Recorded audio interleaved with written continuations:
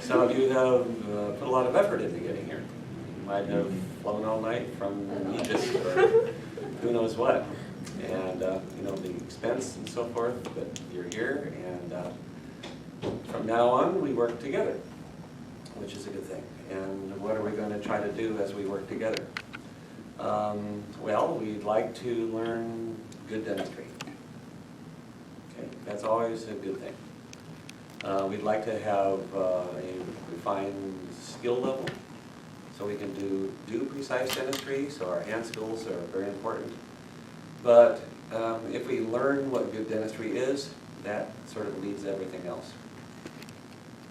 So what is good dentistry? Ever thought about that? It's interesting. If you think about it and work it out, you'll discover that most dentists don't do good dentistry. Some dentists are trying not to do good dentistry. Can you imagine that? It's bizarre.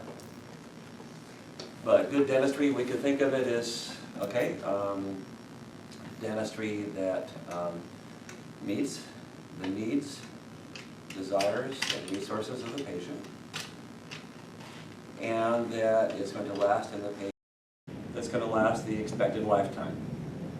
The expected lifetime is, of course, as long as possible. And we'll discover that different materials have different expected lifetimes. Sometimes it seems like nobody knows this. Patients definitely don't know this. Why don't patients know this? Because we don't tell them. So good dentistry, I think we have a pretty good sense as to what that really is. Is that idealized? Is that naive? No, that's just the way things should be. When I graduated dental school, I spent 9 months associating with a dentist, and he showed me how to do restorations so that they would fail.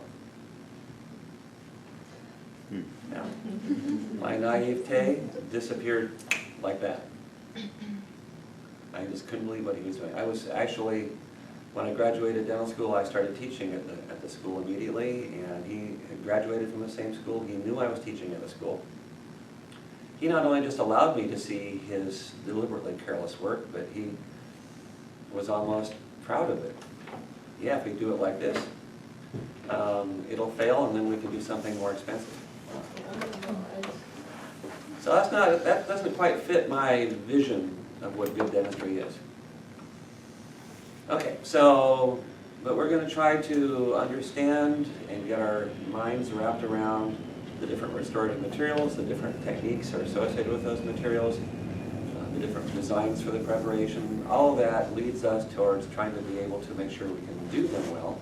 But if you don't understand how they are supposed to work, if you don't understand the design of the preparation and the nature of the materials we're working with, we'll never learn how to do them well. So we're going to try to develop some skills based on comprehension. It's not just, you know, cutting a straight line over here. It's that we understand why we need to cut that straight line. Okay? It's not just can we make a sharp margin, can we make a clear, very well-defined margin. It's a matter of we need to know that we have to make a well-defined margin. If we're talking about gold or if we're talking about amalgam, we'd like to have very well-defined margins. If we're talking about composite, it can be a little bit sloppier. So the skill level that we're going to try to develop is based on the knowledge level that we're working towards. Where are you starting? Where are you guys right now? Some of you have never touched a handpiece in 10 years. Some of you, of course, you look kind of young, so I don't think there are too many in that category. Some people have been practicing for 10 years. Okay, maybe we should shorten that down to 2 and 2. But, you know, there's a whole variety of different situations, and I just want you to know that whether you haven't touched a handpiece for 10 years or have been practicing for 10 years, you're all the same right now. Sometimes it's harder for the people that have been practicing for 10 years. Got a lot of bad habits. So Yeah, a lot of times I can tell the people that have been practicing for 10 years because they're twisted. They're all bent out of shape. And sometimes that happens sooner than later. There was a woman that was in this class last year. She'd already had neck surgery. And so she and I basically did occupational therapy. We were trying to figure out how she can learn to move again and trust that she won't do any more damage to her body. So when we talked about doing certain preparations, okay, how can we keep her spine straight while she's seeing what she needs to in order to do good dentistry? Because she got that way by, doing the standard thing where you're twist your hand upside down and trying to find out where you're going. Oh, good morning. Have a seat right here in front. Or sit in the back. I'm sorry. Okay. Oh, by the way, before I go any farther, try not to talk too long at one time. A couple hours. Anyway, the most important information you're going to need to know is that there's a key out in the front, and then you go outside and you walk down to the end, and then you downstairs, and that key opens a door. And that's the magic door to the bathrooms. So it might be helpful to learn. Okay, so in any event, we are trying to accomplish certain things while you're here. Right now, we are working together, and we will continue to work together. You're all starting from exactly the same point, ground zero. And we'll take this ride together. My goal for you is that I will help you get the most possible out of this course. If you get the most possible out of this course, then you have something else that this course is designed to help you with. That is to help you get the most possible out of the school where you're going. Rest assured, you're all going to some dental school somewhere. And you'll be there for probably just 2 years. But you need to get your money's worth out of that school. One of my plans for you is to help you with that. Okay. As we discuss things and as we get to know what my goals are for you, you're going to understand. You want to sit right here? Sure. Yeah, please do. You're going to understand that my goal isn't just to get you into some school. My goal isn't just to help you pass an exam. My goal is that once you get into that school, that you thrive. I don't mean survive.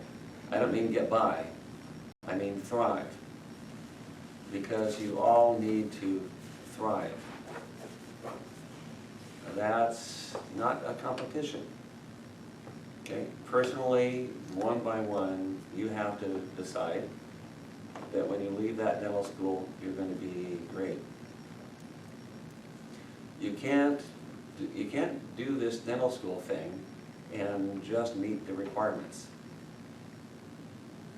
Okay? That's something that I want to instill in you.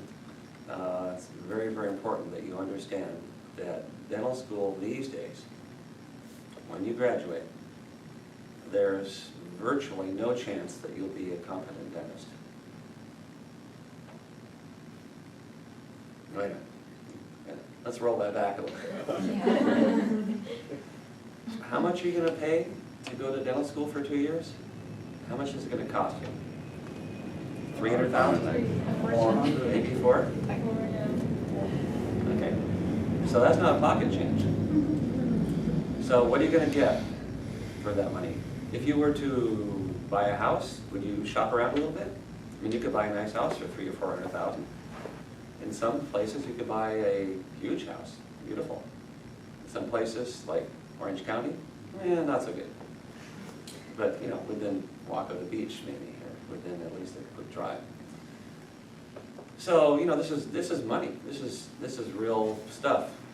And if you've earned it already, then you appreciate its value.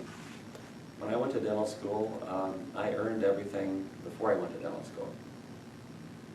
So I knew every penny that I spent. I remembered earning that penny. When I had an account at the dental supply at the school, I kept an eye on that account. I was careful to make sure I didn't spend too much, and I was, cautious about that. When I wanted to buy a pair of loops, I made sure those are the loops that are going to work for me, as opposed to just saying, "Oh, we have to get a pair of loops." So I'm just going to listen to the sales rep and believe anything he tells me, and buy loops that focus at 18 inches that are totally worthless for me. So I also found the best teacher I could in the school. They're not all the same. I was determined to find the best teacher I could. How did I find that teacher? How did I find the teacher that was going to teach me the most and teach me the best? You know how I found that teacher? I figured out who nobody else wanted to go to.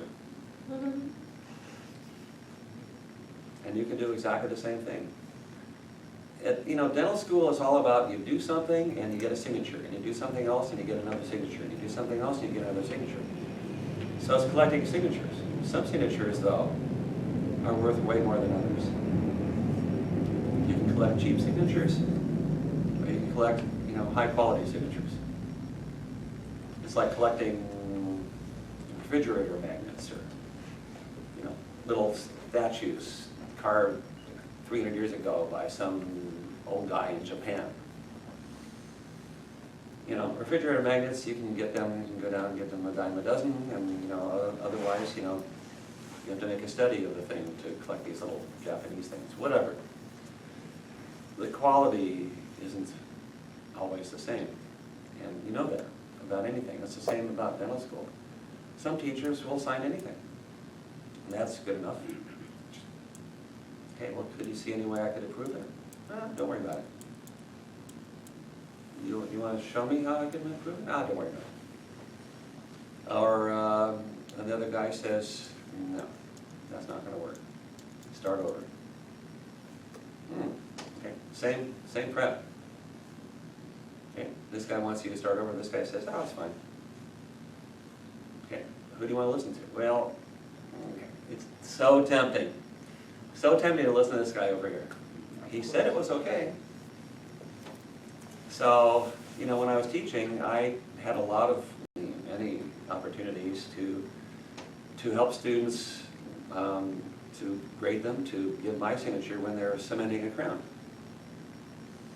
And as we will discuss in a few days, there's one particular instance, one particular type of crown prep that doesn't get taught very well. And a lot of times the students, when they're doing the prep, they traditionally don't do a very good job in one particular area. And if you don't do a good job in this one particular part of the prep, the margin breaks away. And it's really common, and it's not understood very well by a lot of people for some reason.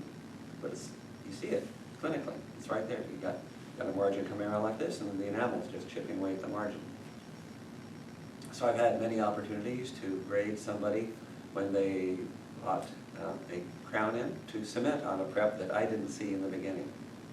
So somebody else signed off on the prep, and then the student wants me to sign off on cementing the crown. They put the crown in, and I look at the margin, and all the enamel's chipped away. So there's these big gaps at the margins, and it's going to get worse. So then I reject the crown and tell them that they have to do the prep again. Okay, so that's kind of painful. And the students don't like that very much, but if they learn how to do the prep better, that's what it's all about. Okay, so when you're in school, there's two things you need to do. And one is find a teacher that's going to teach you, that's going to make your life miserable. And you'll learn how to recognize him because he's going to make your life miserable the same way I'm going to for the next 2 weeks. It's going to be tough. And the other thing that you need to get in dental school is a lot of really horrible patients. Patients that need a lot of work. My first patient in school, I think she needed 12 or 15 restorations. Just, she was young, so they were almost all class 2s. So lots and lots of preparations to do and so forth. So, you spend 5 hours treatment planning, doing the plan, getting all the x-rays and stuff like that. And then every time I had an hour, bang, she's back in the chair, getting another filling done, and just like that. And, You know, the clinical requirements when I was in school were completely different from what you guys are going to meet. So back when I graduated, the requirement for graduation in terms of crown and bridge was 30 units. So 30 crowns, you know, 3 units for a 3-unit bridge or whatever. 30 units. That was okay at a minimum. So if you do 30 units of crown and bridge, you're probably, you know, moderately qualified to practice dentistry.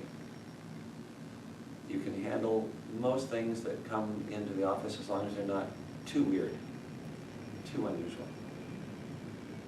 So one of the things we will be talking about here is the weird and unusual.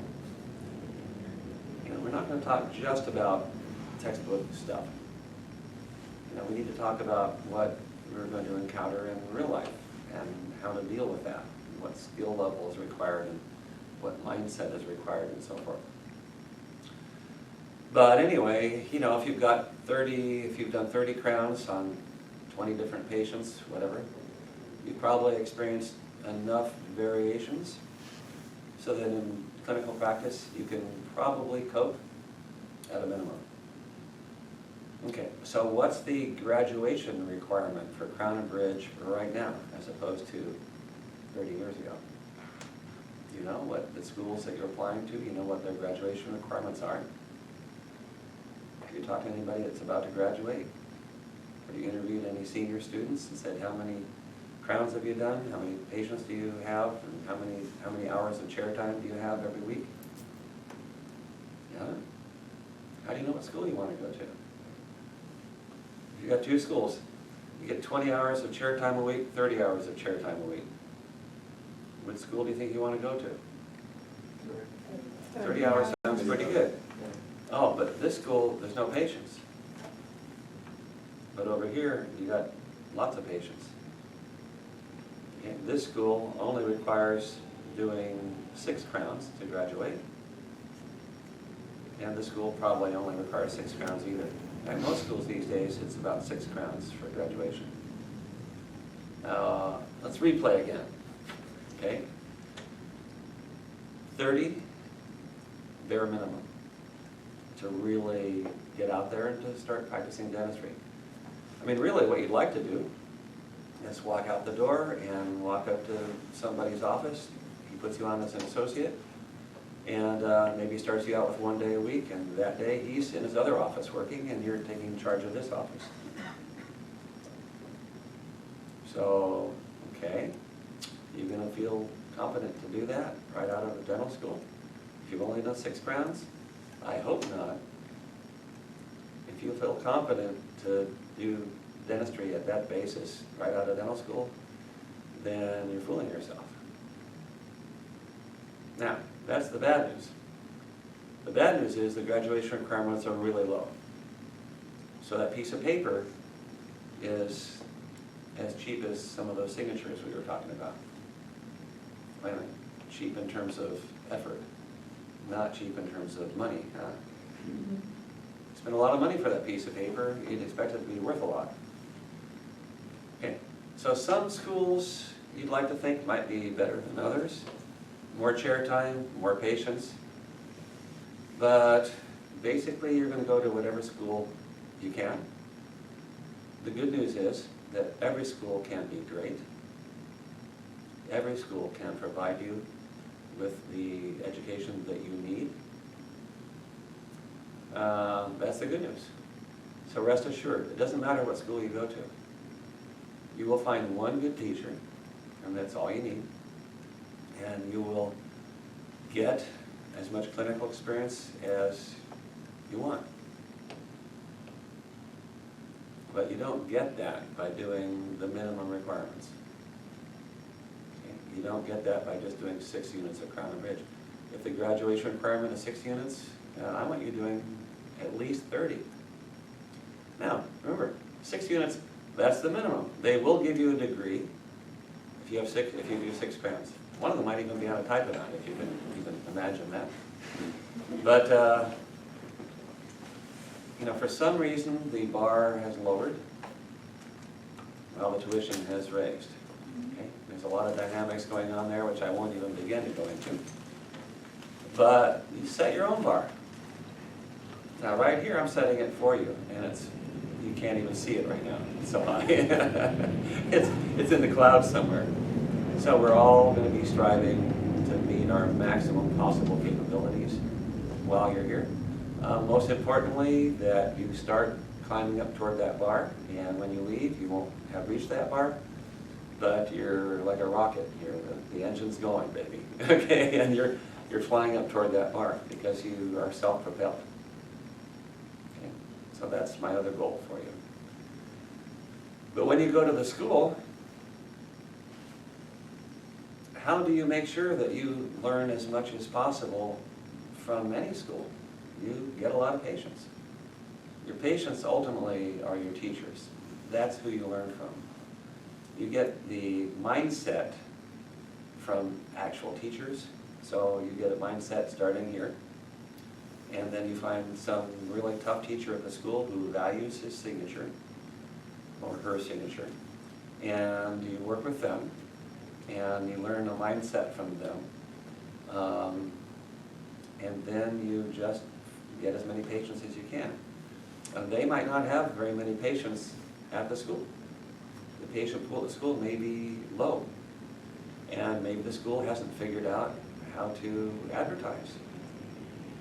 It's a delicate thing. Should the school put an ad in the newspaper saying, would you like the best possible dentistry for the cheapest possible price? Where lots of people are evaluating your situation. There's second, third opinions. The skills are being checked at the highest level.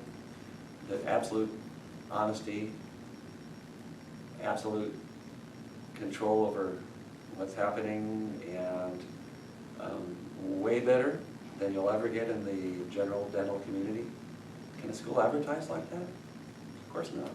All the dentists in the area would be with signs at the front of the school walking up and down. So no, that's not going to happen. So, but the schools haven't figured out a way to really get a good patient base a lot of times. Some schools, it just happens kind of naturally, partly because of the orientation of the school, partly because of the location of the school. And that's, of course, the best thing. But whatever school you go to, if you talk to the students that are there. When I was in school, other schools in the area, they were having to share denture patients. One student would do the lower arch, one student would do the upper arch. And when I was in school, I had many denture patients that I did independently, and so did all my classmates. So it's a completely different experience. I even had a full set of dentures I did on a 5-year-old boy. Can you imagine? What a student case that was. Boy, I learned a lot. My mentor for that case was an Indian prosthodontist who came over from India every year. And he was just great. And he taught me a lot about removable pros, full dentures. 5-year-old boy. I gave him his first smile ever at the age of 5 years old. What a wonderful student case that was. So how do you find patients? You just don't go to the school and say, do you have any patients for me? You're going to have to advertise yourself. Maybe even set an example for the school. But go to the chairman of the department, go to the dean, and say, I really understand that for me to learn dentistry, I need to have a lot of patients. You've got the chair time for me. I want to reach out into the community and find patients and bring them into the school. See, one of the things that happens is when the patients come to the school themselves, if they need a lot of crown and bridge, you're going to have trouble getting that patient because they're going to be pushed off to the graduate prosthodontics department. They need big cases, and they're having trouble getting big cases. One of the best things that happened to me when I was in school is there was no graduate prosthodontics department at that time at my school. So when a case came in that needed 24 units of crown and bridge, I got to keep the patient. It took me 2.5 years, but I did 24 units of crown and bridge on that patient. Full mouth reconstruction, opened them 6 millimeters. So I got lucky.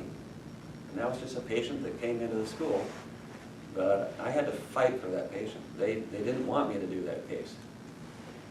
They would have referred them to a prosthodontics outside the school and so forth, but of course he couldn't afford that. So I had to take classes outside the school to learn how to do full mouth reconstruction. But one of the best guys in the world for teaching those classes just happened to teach near the school, and he gave me his classes for free. So he just thought it was really cool that a student would be doing that. So yeah, this is way outside the box. So that's where you need to live. Outside the box as much as you can, because that box is just too small for $300,000 or $400,000. So make it bigger. So there's this wonderful thing now. See, when I was in school, it was before the internet. Can you imagine? Can you imagine not having an internet? So the internet has done a couple of major things for us, many. One of them, of course, is we learned that everything that we buy, what do we do before we buy anything? What do we do? Research. And what is this research is called? You read the reviews. Reviews. Okay, so you look, oh, that looks really cool. Oh, the price is really good. Where are the reviews? And then you change your mind completely because of what people are saying. Have you read the reviews about the school you're going to? That's the biggest expense you're maybe ever going to make. Read the reviews. The good news is it doesn't really matter because, you know, the reviews are probably written by somebody completely different from you. Somebody that just did the minimum as they went through. Well, you're going to do the maximum. You're going to show them how much can really be accomplished when you're in that school. So the other thing is that the internet. Ever heard of Craigslist? Okay, so put that on Craigslist. Free dental exam. Free dental screening, possibility of very inexpensive and high quality dentistry. Who's not going to answer that? Yeah, maybe some guy that has a $6,000 treatment plan in his pocket that some dentist gave him down the street, and he says, okay, I want to go get a second opinion, and I want to go get a second opinion in a school. He hadn't thought about going to a school before. So you go to the dean and you say, I'd like to have you sign, appoint a junior faculty member on Sunday afternoons to join us on the clinic and to oversee us as we're screening patients. Maybe there are five or six of you that decide that you want to do that at this particular school. So you set up your own screening clinic and start screening patients, do full mouth x-rays, do initial diagnosis and so forth, and get a pretty good idea as to what their needs are. It would be very unusual to find any that wouldn't be great patients at the school. You're not looking for board cases, you're not looking for ideal class 2s, that comes later. But you're looking for patients that you can learn from. You're looking for really messy, difficult cases. Okay. So that's where you're going to learn. You're not going to learn by starting with a patient that needs one class 1 filling. Okay. Been there, done that, but we're going to be wanting to do as much as dentistry as you can. It's amazing how much dentistry can be done. When I was in school, we had a standalone international program at the school, and when we were juniors, I was in a standard 4-year traditional program, but when we were juniors, we could take a month and work in the international clinic in exchange for 1 month. They had a neat program for doing that. That clinic was run a little bit differently. You didn't have to wax all your own crowns. You could take your impressions and send them out to a lab, which was, what a luxury. But by then I think I'd waxed 50 crowns. So anyway, I thought this would be really, really school to do, so I went in there and I looked at the board in the side room where the students were keeping track of how many restorations they had done. You know, amalgams, composites, crowns, and so forth. And I looked at that crown column and I couldn't believe it. At this point, that international program lasted 18 months, a year and a half. It wasn't even 2 years. And there were people doing over 200 units of crown and bridge in 18 months. I'm going, wow. At that point, I was up to like, 50 or 60 or something like that. I thought I was doing great. 200?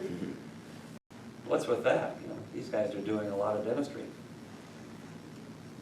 So you're probably not going to graduate with 200 units of crown and bridge, but boy, if you did, that'd be great. But hopefully you're going to be waxing your own crowns. You can wax the coping for a PFM. You can wax the gold, gold crowns. Hopefully you're going to be doing that because you're going to learn a lot about preps by doing your own lab work. And you learn to respect the labs that are going to be doing your work in the future, which is hugely important. And we're going to talk quite a bit about labs, especially when we get to porcelain, a little bit later on. So anyway, set up a screening clinic on Sunday afternoons. And all those patients, all those charts that you generate, the priority for who gets whom is the person that finds them. If they come in because of your ad, then they are your patient. And if they need 12 units of crown and bridge, you need something that's rather complex prosthodontically, then the deal is you've got the priority. If you don't think you can handle it, then send it to grad pros. But when they're in grad pros, you sit there with them and you monitor the case, you watch the work, you let the patient know that, yeah, you came to me, but I'm going to take you to the best person that can really help you out. And meanwhile, I'm going to be learning, we're both going to be learning at the same time as this process goes through. There's a lot of things that are going to be done in grad pros that you're not going to have the opportunity to learn, for sure. But you can still learn by watching if you brought this patient in, or if the patient is something that you can manage in a couple of years, then you do the case. You find a mentor on the faculty that'll help you with it. And that's exactly what I had to do. They didn't let me handle that big case, the full mouth reconstruction. They didn't let me handle that unless one of the faculty members was my mentor. And so he kept track of every single step of the case, all the way along for 2.5 years. So, and that's the guy that I ended up, he became my mentor in the entire program. And so, I learned a lot of dentistry from him. Then when I graduated, actually, even while I was a student, he became my dentist. I respected him so much I had him do my dental work. How many of you have actually had dental work? Fillings? Any crowns? Okay, a few. Yeah. Really highly recommended. I mean, you've always thought, okay, it's too bad I had all this dental work done, too bad I needed to do that. The people that don't have fillings and haven't had dental work done are lucky. No, in fact, you're a dentist. You need to understand what your patients are going through. So it's lucky that you had some dental work. Those of you who haven't, go out and get some. Yeah. Get anesthetized, have a few teeth extracted, have some implants, whatever. Enjoy life. But, it's really important, if you're going to be doing a service for somebody, it's important to really get at a gut level what you're doing. How much that impinges upon the patient, sometimes psychologically. There are a lot of patients that are traumatized by dental work, sometimes when they were young, and that trauma still exists. And, having you able to empathize with that person helps you help them cope with that trauma and get the dentistry that they need. So many people have the need for dentistry because they have the fear of dentists. Still. I have the fear of dentists. Yeah, and you're surrounded by them. How does that feel?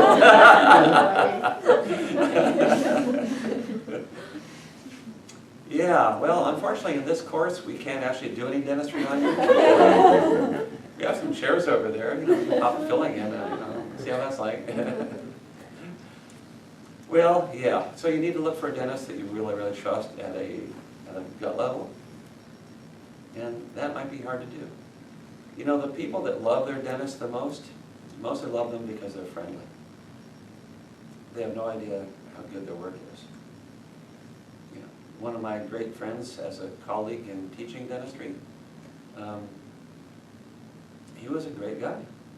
You know, I loved him. He was fabulous, and the patients loved him. He knew the name of their dogs and cats and kids and everything. He's just a friendly guy. But the laboratory where I sent my work, they refused to accept his work anymore because he just couldn't get a good impression. You know, he just didn't get that. You know, there's just some things that didn't quite work out for him. You know, the techniques just weren't all quite there. He's a little bit careless about things. So, you know, how do you find a way to connect with your patients and to really make sure that they understand, that you understand, that you get what they're going through, and that you're that kind of person, and at the same time be able to do really high quality, precise dentistry that's going to last them for the rest of their lives? Wait a minute, can we do dentistry that's going to last a patient for the rest of their life? What about you guys? You're young, you're mostly in your 20s. So if you had a filling done, do you expect it to last until you die? Or do you think it's going to have to be redone? How many vote for it's going to have to be redone at some point? Oh, you actually think it's going to last for the rest of your life? Yeah. Class 2 composite, how long does it last? 10 years. Typically. 5, 10. Okay, so most of you are thinking you're going to die really soon. Is that the message I'm getting? Oh, sure, it's going to last the rest of my life. It only lasts 5 years. Well, I see a car accident in your future. Okay, well, yeah, but that's pretty realistic. Okay, 5, 10, 15 years. Depends how well it's done. You know, and can we assume that Class 2 composite restorations are done well? Sometimes. Okay. So how many of you work as dental assistants or have worked as dental assistants? In the U.S.? Okay, good group. Okay, so have you ever assisted your dentist when he was doing a Class 2 composite? Mm-hmm. And did he ever bevel the gingival margin? Yeah? My dentist, yes. Excellent. Anybody else? Yes. Yeah? Mm-hmm. Bevel the gingival margin? Actually see him do it. Okay, it's pretty rare. It's pretty rare. So beveling in a composite, we know why it should be done. It's in the textbooks, it's taught in schools. And yet somehow most dentists, and I'm talking about actually the vast majority, seems like we might have an exceptional group here, but the vast majority, from my experience with other students and so forth, don't take the time to do it for whatever reason. In fact, it's so prevalent. So most of you guys are going to be, at some point, taking probably the Western Regional Clinical Exam in order to get your license. That's the largest in the country. You might be taking some other clinical exam, but Western Regional is a great example.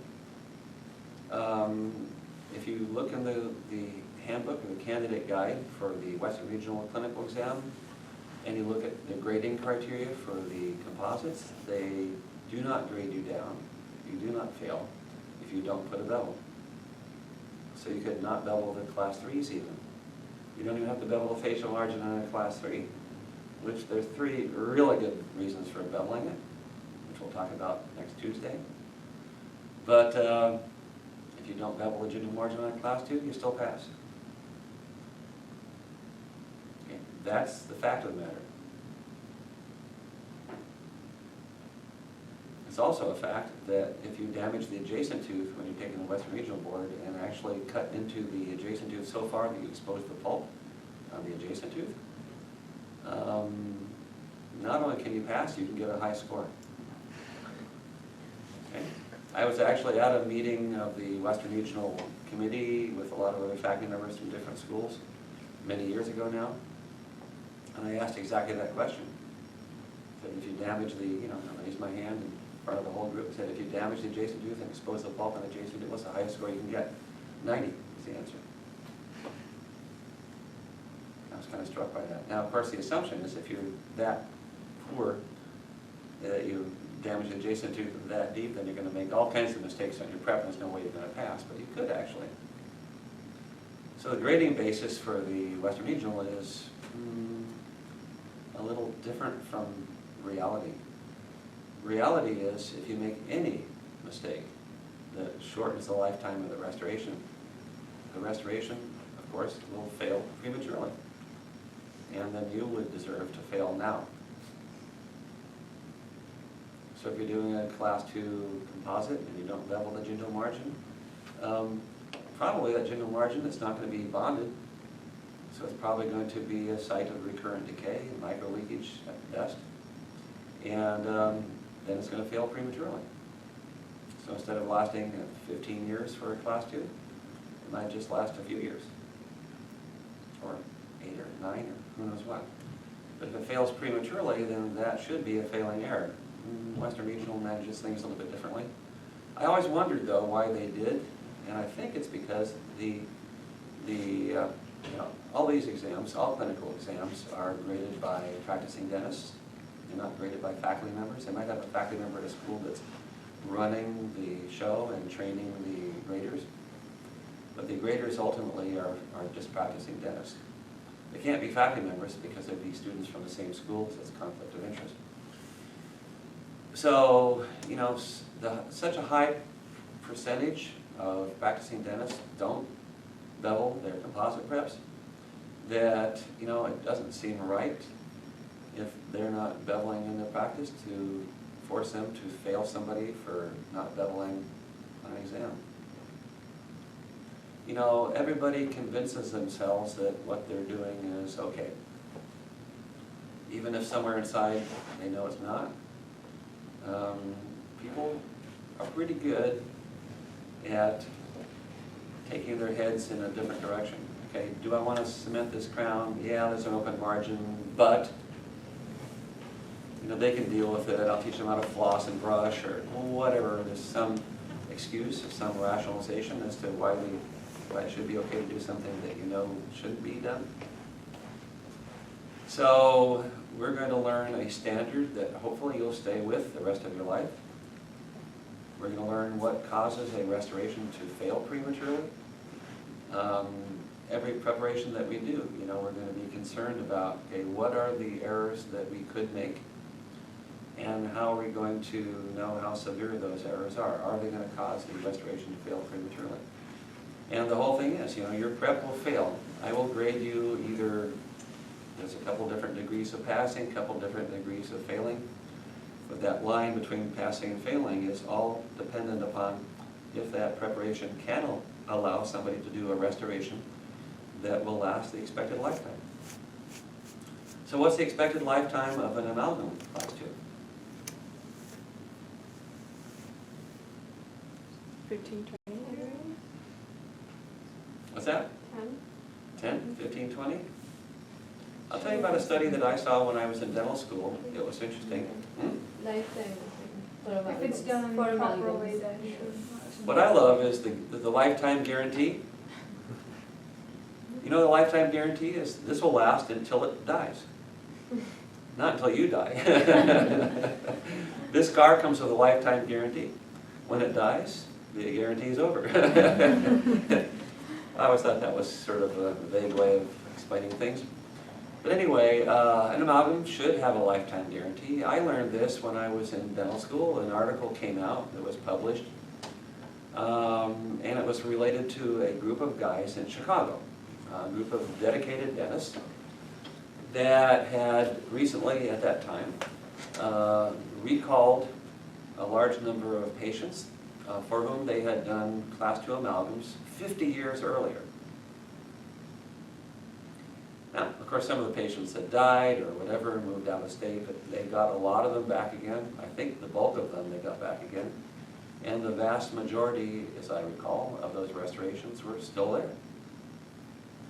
Now, that now was these were restorations that were now done like 80 years earlier, 80 years ago. So the amalgam back then was the old, mortar and pestle amalgam and so forth. We have much more superior techniques now. But, those guys really wanted to do good restorations. Their whole thing was, can we really do the best restorations possible? And, boy, these lasted essentially the lifetime of these patients. So these were obviously well-done amalgams. Now, if you just take the average dentist, an average dentist doing an amalgam, an average dentist doing a composite, the amalgam is going to last significantly longer, probably several times longer. Most of the time when we do an amalgam, especially if it's conservative and there's not too much tooth structure lost, a lot of times we lose amalgams because the surrounding tooth structure is weakened for whatever reason.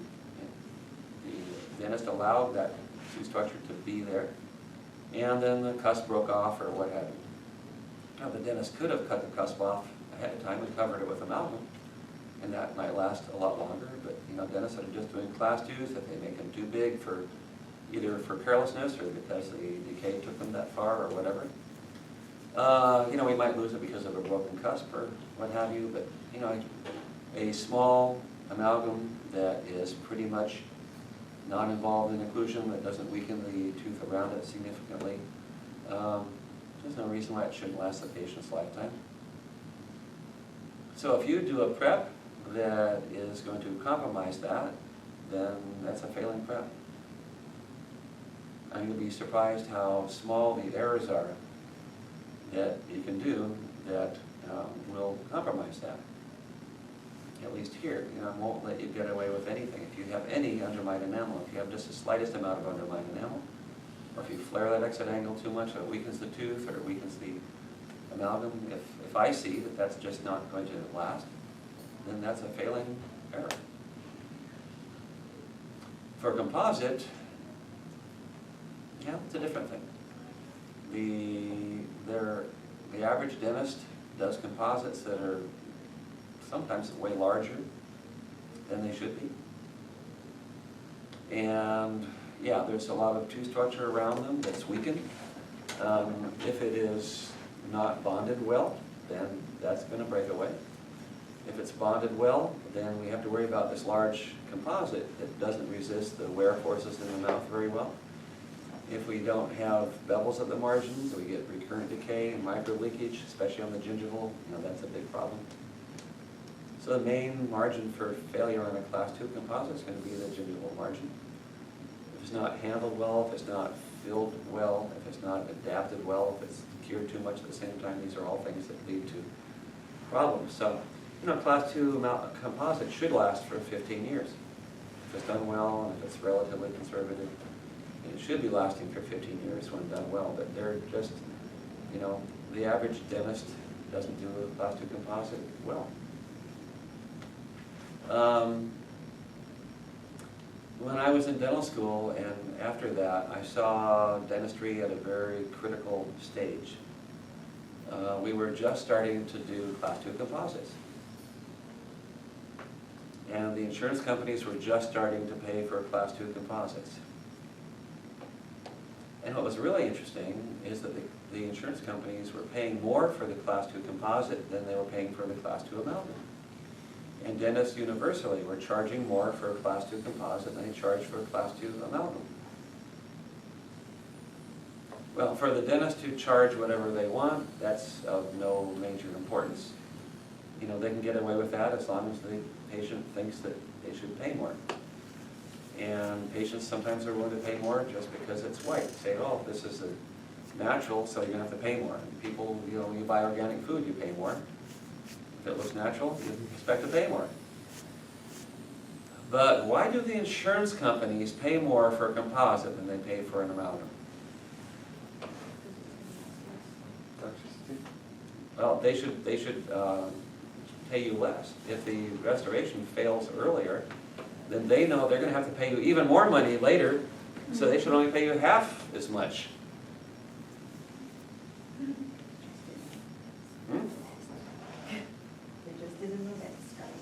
Oh, yeah, they know what's up. Don't they expect dentists to do a good job? They don't expect dentists to do a good job. Maybe they want to increase the amalgam usage. Want to decrease the amalgam usage? No. And insurance companies don't think like that. Okay? And you know, the insurance companies, they're very realistic. They are the most realistic people you're ever going to run into. Okay? So, yeah, okay, amalgam, composite, they don't really care. Brings in more patients. They don't care about that at all. I mean, you're paying your, you know, the patients pay to get the insurance done, and they don't want restorations to be done. They don't want more patients to be coming to the dentist. That means the insurance company's going to have to cover more patients, and then they're going to be paying more money out. Remember, the one thing insurance companies want to do, their goal, their investors expect them to not pay any claims. Okay? Their goal is to not pay anybody. They take in all this money, and it's a business. You take in money, you don't want to put money back out again. So their goal is to not pay claims. So why are they willing to pay more for composite than for amalgam? Doesn't make sense, does it? Except it does. Okay. Why, you know, if you're going to do a job for somebody, how are you going to come up with a fee that's reasonable to charge them for this job that you're going to do? Based on the skill level? Skill level. Why we're doing it. Okay, so you've got a certain skill level, so you recognize that about yourself. So you have skill level 3. Now, somebody's going to pay you to do a job that requires skill level 3. How much are you going to charge them to do that particular job? You already have a certain skill level that we've taken into account, but what determines how much you actually charge them for doing a particular job? We basically take the cost of the material, everything. Sometimes the cost. How good you are at. No, you're level 3.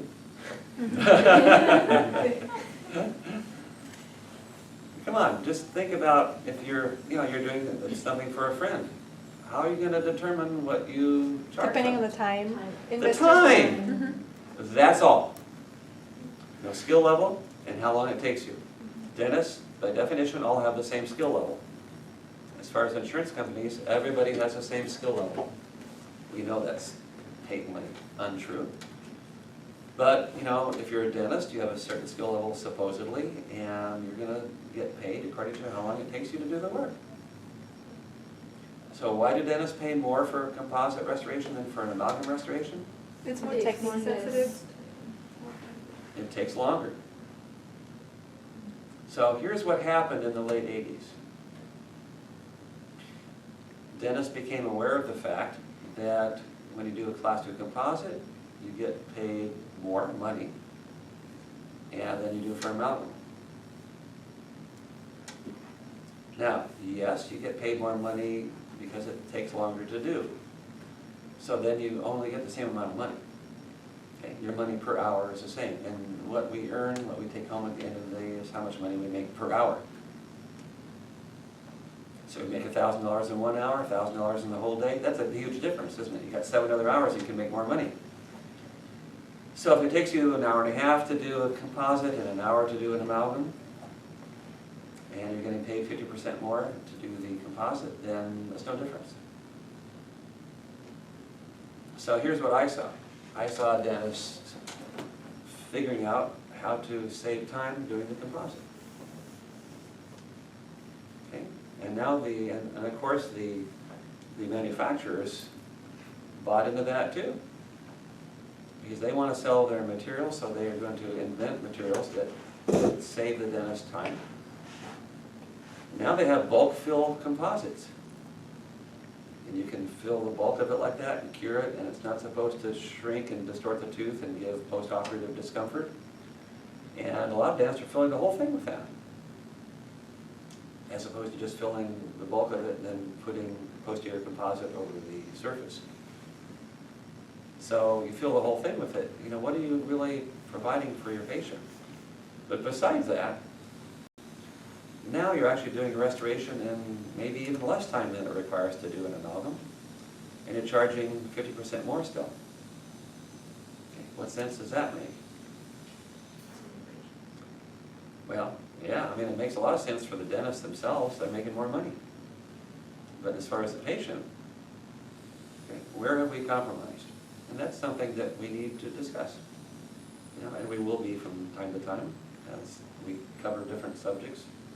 You know, where are the dentists that are really trying to do the finest possible dentistry? Where are they these days? If you go out into the community and find a dentist to do work on you, where are you going to go? Where are you going to find a dentist? You might have an idea now, but by the time you finish this course, you're going to have a little more refined idea as to what it takes to do high-quality dentistry, what it takes to make the difference between a passing and a failing prep. And you're going to think, this dentist over here, yeah, I don't think he's got it. Okay. There's a guy over here. Now, that's a passionate guy. Now, that's somebody that's really trying to do the best possible dentistry. That's the guy I want in my mouth. So how do you find them? It's becoming increasingly difficult. And so, you know, we have to look around quite a bit. But the first thing we have to do in order to look is to learn how to become really good, passionate, precise dentists ourselves. When we learn what it takes to do that, you know, then we can reach out. And I'll tell you a place where you can find great dentists. But not today. I'll tell you in a couple of days. In any event, you know, I want you to get the most advantage out of this course. And again, it goes way beyond just getting you past some entrance exam into a school. The school maybe doesn't even have an entrance exam, but they have a review course that they might be charging $2,000 or $3,000 for, or as much as $90,000 to take a review course. But it's mandatory, and you take that course, and if you don't do well, then you're not in the school anymore. You haven't even gotten through the school. You didn't even get through the review course. Well, don't worry about a review course. This is more challenging than any review course you're ever going to find anywhere. So you're going to hit that review course, and you're going to be showing other people in that course how to do the work, okay, which is kind of cool. You'll discover that, you know, people are going to come to you and say, wow, how did you do that PFM prep? That looks pretty nice. Well, let me show you. I'll be happy to show you. And all of a sudden you're a teacher, and you'll discover the wonder of teaching, which is basically, you know, you're never going to learn how to do something really, really well unless you teach it. And so that's kind of a cool thing. And I encourage you, by the way, when you're starting to understand at a higher level what the kinds of principles are that we base our preparations on, whatever other people in your life, just sit down with them and say, hey, let me tell you about how Class 2 amalgam prep works. You know, somebody that has no idea about dentistry. And you'll discover something interesting. If they don't get it, then you don't get it. Okay? If you can explain it to them and say, oh yeah, I get it, that's really neat, then you know you've got it. So yeah, teach it. Just explain it to anybody that you can. That kind of thing, it may be something you can bring into your practice too, because, you know, really, ultimately, dentistry is going to improve a lot as we educate our patients. And the one missing piece in all of that is, you know, we can educate our patients. There are a lot of dentists that try not to educate their patients, or educate them in a deliberately wrong way. That's true, and I learned that the day I walked out of the door of dental school with my degree in my hand. I learned that lesson. I never thought that was even conceivable before. But there are a lot of dentists out there like that. If you want to educate your patients, they have to get that you get it. They have to get your passion. They have to get your basic core honesty. And that honesty is going to be based on your fundamental beliefs. And those beliefs are based on your understanding of the basic scientific principles upon which we work. The materials that we work with, you need to understand them perfectly. You need to understand everything there is to know about that material. Can you name the two most important materials that we work with on a daily basis as dentists?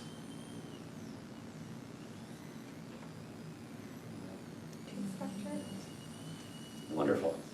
It usually takes me 10 minutes of torture before I get people to actually understand that. The two most important, enamel and dentin. Now, I mean, the endodontists are going to say the pulp tissue, and periodontists are going to say the periodontium and so forth, but doing the things that we're going to be doing in this course, enamel and dentin. Enamel is an amazing material. It's phenomenal. And the way that we work with it, the way that we do our preparations to take advantage of the characteristics of this material or deal with it, I mean, it changes throughout life. My enamel is totally different from yours, which is really important when it comes to doing cosmetically important and aesthetic restorations. We need to understand that. Whether they're doing composite or porcelain, we need to understand that profoundly, and most people just don't get that, which is really interesting. Anyway, that comes next Monday. So anyway, this understanding of the materials, this ability to educate our patients based on what we really, really get is absolutely critical. Your patients start to trust you when you trust them enough to try to teach them something about what's really going on. But here's the missing piece. I mean, that's missing from a lot of people's practices, but you guys, you can do that, and that can be a huge benefit to you. But the missing piece of all this is, where do people go to get educated these days? The internet. And that's where patients don't go. And you know how I know that? There is no webdds.com. At one point I had, I think I had web-dds.net. I had that not long after the internet was started, after they started selling domain names. I think I could buy webdds.com for about $4,000 last time I checked that domain name. WebMD, they did real well, didn't they? So what's wrong with WebDDS? What happened to webdds.com? And I keep telling people this, and somebody's going to get smart and buy that domain name and start doing it, but hopefully it's somebody that is doing it to educate patients about their concerns and their problems. If you go to somebody and you get a $10,000 treatment plan, you just might want to come home and get on the internet and say, okay, crowns, tell me about crowns. I got, the guy's trying to do these porcelain crowns for me. Tell me about these. I got a call from an old friend of mine. I talked to her a couple months ago. She said, my dentist wants to do a crown. And so I said, okay, and what kind of a crown does he want to do? And she said, porcelain crown. I said, no, don't get a porcelain crown. Get a gold crown. She said, oh, why? So I explained it to her. She bruxes. Okay? So she grinds her teeth, and her teeth are getting flat, and the last thing you want to do is put a porcelain crown in her mouth. So, and then I got a call just last week. She's a pretty strong woman.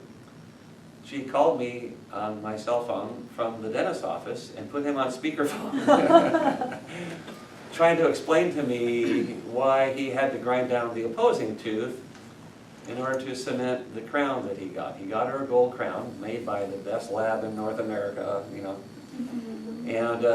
he wanted to grind down the opposing tooth in order to get it to seat. And so I'm thinking, okay, I had a million questions, but anyway, I kind of got where it was going. I mean, he just under-reduced the occlusal. And he wanted to make up for it. He had all kinds of excuses. He didn't want to expose the pulp. Come on, this tooth's been in mechanical trauma for 30 years. The pulp's gone. So I said, how much, I thought maybe the gingival was really high. Maybe he didn't get enough wall height. Maybe he couldn't get enough wall height unless he left it a little bit taller. So I said, how much wall height do you have? He says, 4 or 5 millimeters. I'm thinking, sure, if you got 3 millimeters, you're good. So at the bottom line, I said, well, if you are going to adjust the opposing tooth, hopefully you just have to adjust it in enamel, but you should have had more gold on that. I didn't say you under-reduced the occlusal, but even she got the idea that he did. So, anyway, at first he was going to do a porcelain crown. Would have been a total disaster. And he did the prep for a porcelain crown. When he did the prep and submitted it and took the impression, he thought he was doing a porcelain crown. So he would have reduced even more than was required for gold, and it ended up he was reducing even less than he needed to for gold. So, it's not just the quality of the work, but, it's the concepts. He was willing to do a porcelain crown for her. Because, some dentists, that's what they do. They do porcelain crowns. So later on we'll discuss, why a dentist would personally want to do a porcelain crown rather than a gold crown. Why does the dentist say, well, I just don't I don't do gold crowns. I only do porcelain crowns. What would take a dentist in that direction?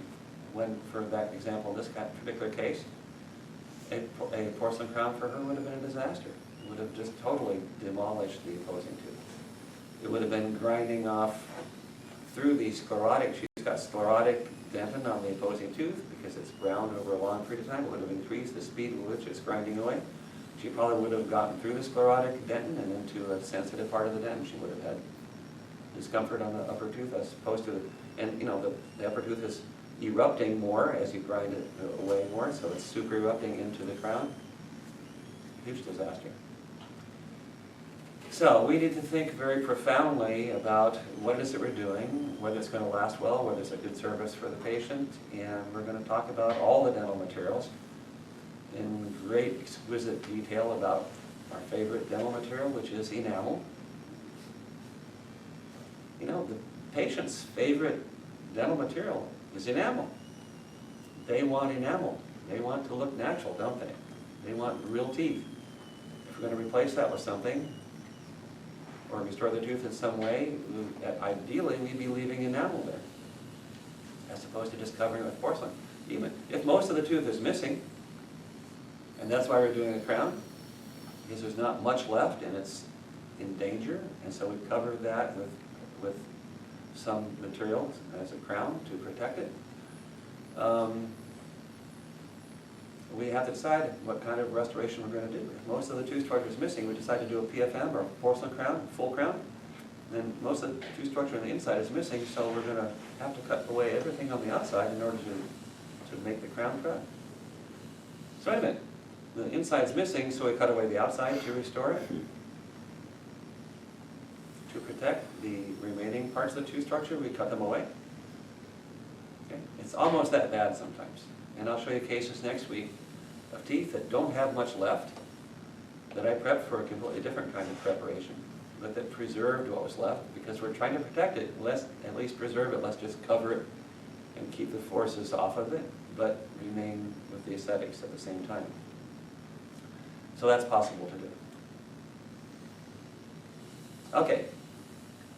In this course, there's certain skills that I need you to develop, and some of those skills involve your head. Some of those skills involve your head in a way that's kind of different from what you've had to do before. I even referred to it earlier. Some dentists in their practice have a way of convincing themselves that what they're doing is okay, even though in their hearts they know it's not okay. That's human nature. Come on. I mean, I've been tempted to cement a crown that I didn't think was really the right way. Everybody's going to be tempted to that, just a matter of whether you are willing to do it or not. But if you're looking at a prep that you've done, now I need you to evaluate it, and it's to your best interest to evaluate it very critically and accurately. If you've done a prep and you're going to hand it in to somebody to grade, and that grade is going to determine whether you get into a school or not, or get your license or not, then you have to know truly whether it's good or bad. You have to know accurately whether it's really going to pass. And I mean pass the laws of nature. The law of nature is if you do a poor prep, if you have a margin that's open, it's going to get recurrent decay, it's going to fail. It's a law of nature, is how you should grade your own work. If there's any chance that it will fail prematurely, then that's a failing prep. So how do you evaluate your own work? Here's a problem. Your brain is basically a protective organ. And it doesn't want you to feel bad. So if you look at your work and your brain becomes aware of a major problem, it will not allow you to see it. Your brain is going to distract you in some way so that you don't see this problem, because if you see it, you're going to feel bad. Isn't that strange? I finally concluded that's the way the brain works. And I see it all the time. I see it constantly. I'm always seeing people that I know they're aware of certain problems, but they can't be aware of them consciously. They can't bring it to the surface. And I learned this decades ago when a student came to me with a Class 2 prep, Class 2 amalgam prep, and the gingival margin was still in contact with the adjacent tooth. Okay? That's a critical error. First of all, there'd still be lots of decay down there at that margin. Second of all, you cannot restore that margin well. There's going to be overhanging material that you can't get rid of. To say nothing about the accessibility for the patient. In any event, critical error. So she wanted me to grade it. I said, no, I'm not going to grade that. I said, there's a really obvious critical error. When you see it, there will be no doubt that in your mind that that's the problem. So I said, you've got 5 minutes. Take it back, look at it, and then come back in 5 minutes and tell me what you know is the problem that I have pointed out to you is so obvious that nobody can miss it. So she comes back in 5 minutes. I think. No. I said, when you see it, you will know for sure. There will be no doubt in your mind. So I give you 3 more minutes. Okay. Now I knew she wasn't going to find it. So I made a list of things for her to check. I made a list of 10 things. Now, for an amalgam Class 2 prep, I'm giving you guys a list also. It's in your workbooks already. Don't look for it. It's there. 34 things to check on a Class 2 amalgam prep. Any one of which can fail the prep. Any one of those problems, you can have a range of errors that can cause that preparation to fail prematurely. So I gave her 10, and in the middle somewhere I just put gingival clearance. I had facial clearance, lingual clearance, facial exit angle, whatever. So I said, okay, take this list, go back, and then she came back in like less than a minute. She said, I don't have any gingival clearance. Now, that's mind-blowing. To me, it just opened up a whole new world for me. Because it told me, point blank, clear as a bell, it told me, you only see what you look for. She was not looking to see if she had gingival clearance, so she could not see that she didn't have any gingival clearance. That's the way it works. Her brain, I'm sure, knew. She could see, that's the only thing I was really worried about. Does she have the visual acuity to see that lack of clearance? Obviously she did. So I'm sure she saw it somewhere deep in the recesses of her subconscious brain, but her brain would not allow it to surface to the point where she was consciously aware of it, until she focused on just that one thing. She focused on each of those 10 things one at a time in order for her to actually determine that, okay, this is the problem. If I'm looking for gingival clearance, oh, I don't have any gingival clearance. Ignoring everything else, just looking at the gingival clearance. So one of the things we're going to do in this course is teach you how to evaluate your preps. Now, if you want to evaluate his prep, you won't have much problem, and vice versa. But evaluating your own prep, that's where it gets tough. Again, your brain won't let you see things unless you trick it. So you have to actually fool your own brain, which is a delightfully crazy concept when you think about it. But, so you need to make a list for yourself. Again, I've given you the list for the Class 2 amalgam, but that's just my list. Make your own. And you have a workbook that will have a page at some point tomorrow night the homework assignment is going to be in the workbook. There's a homework assignment in the workbook for every night.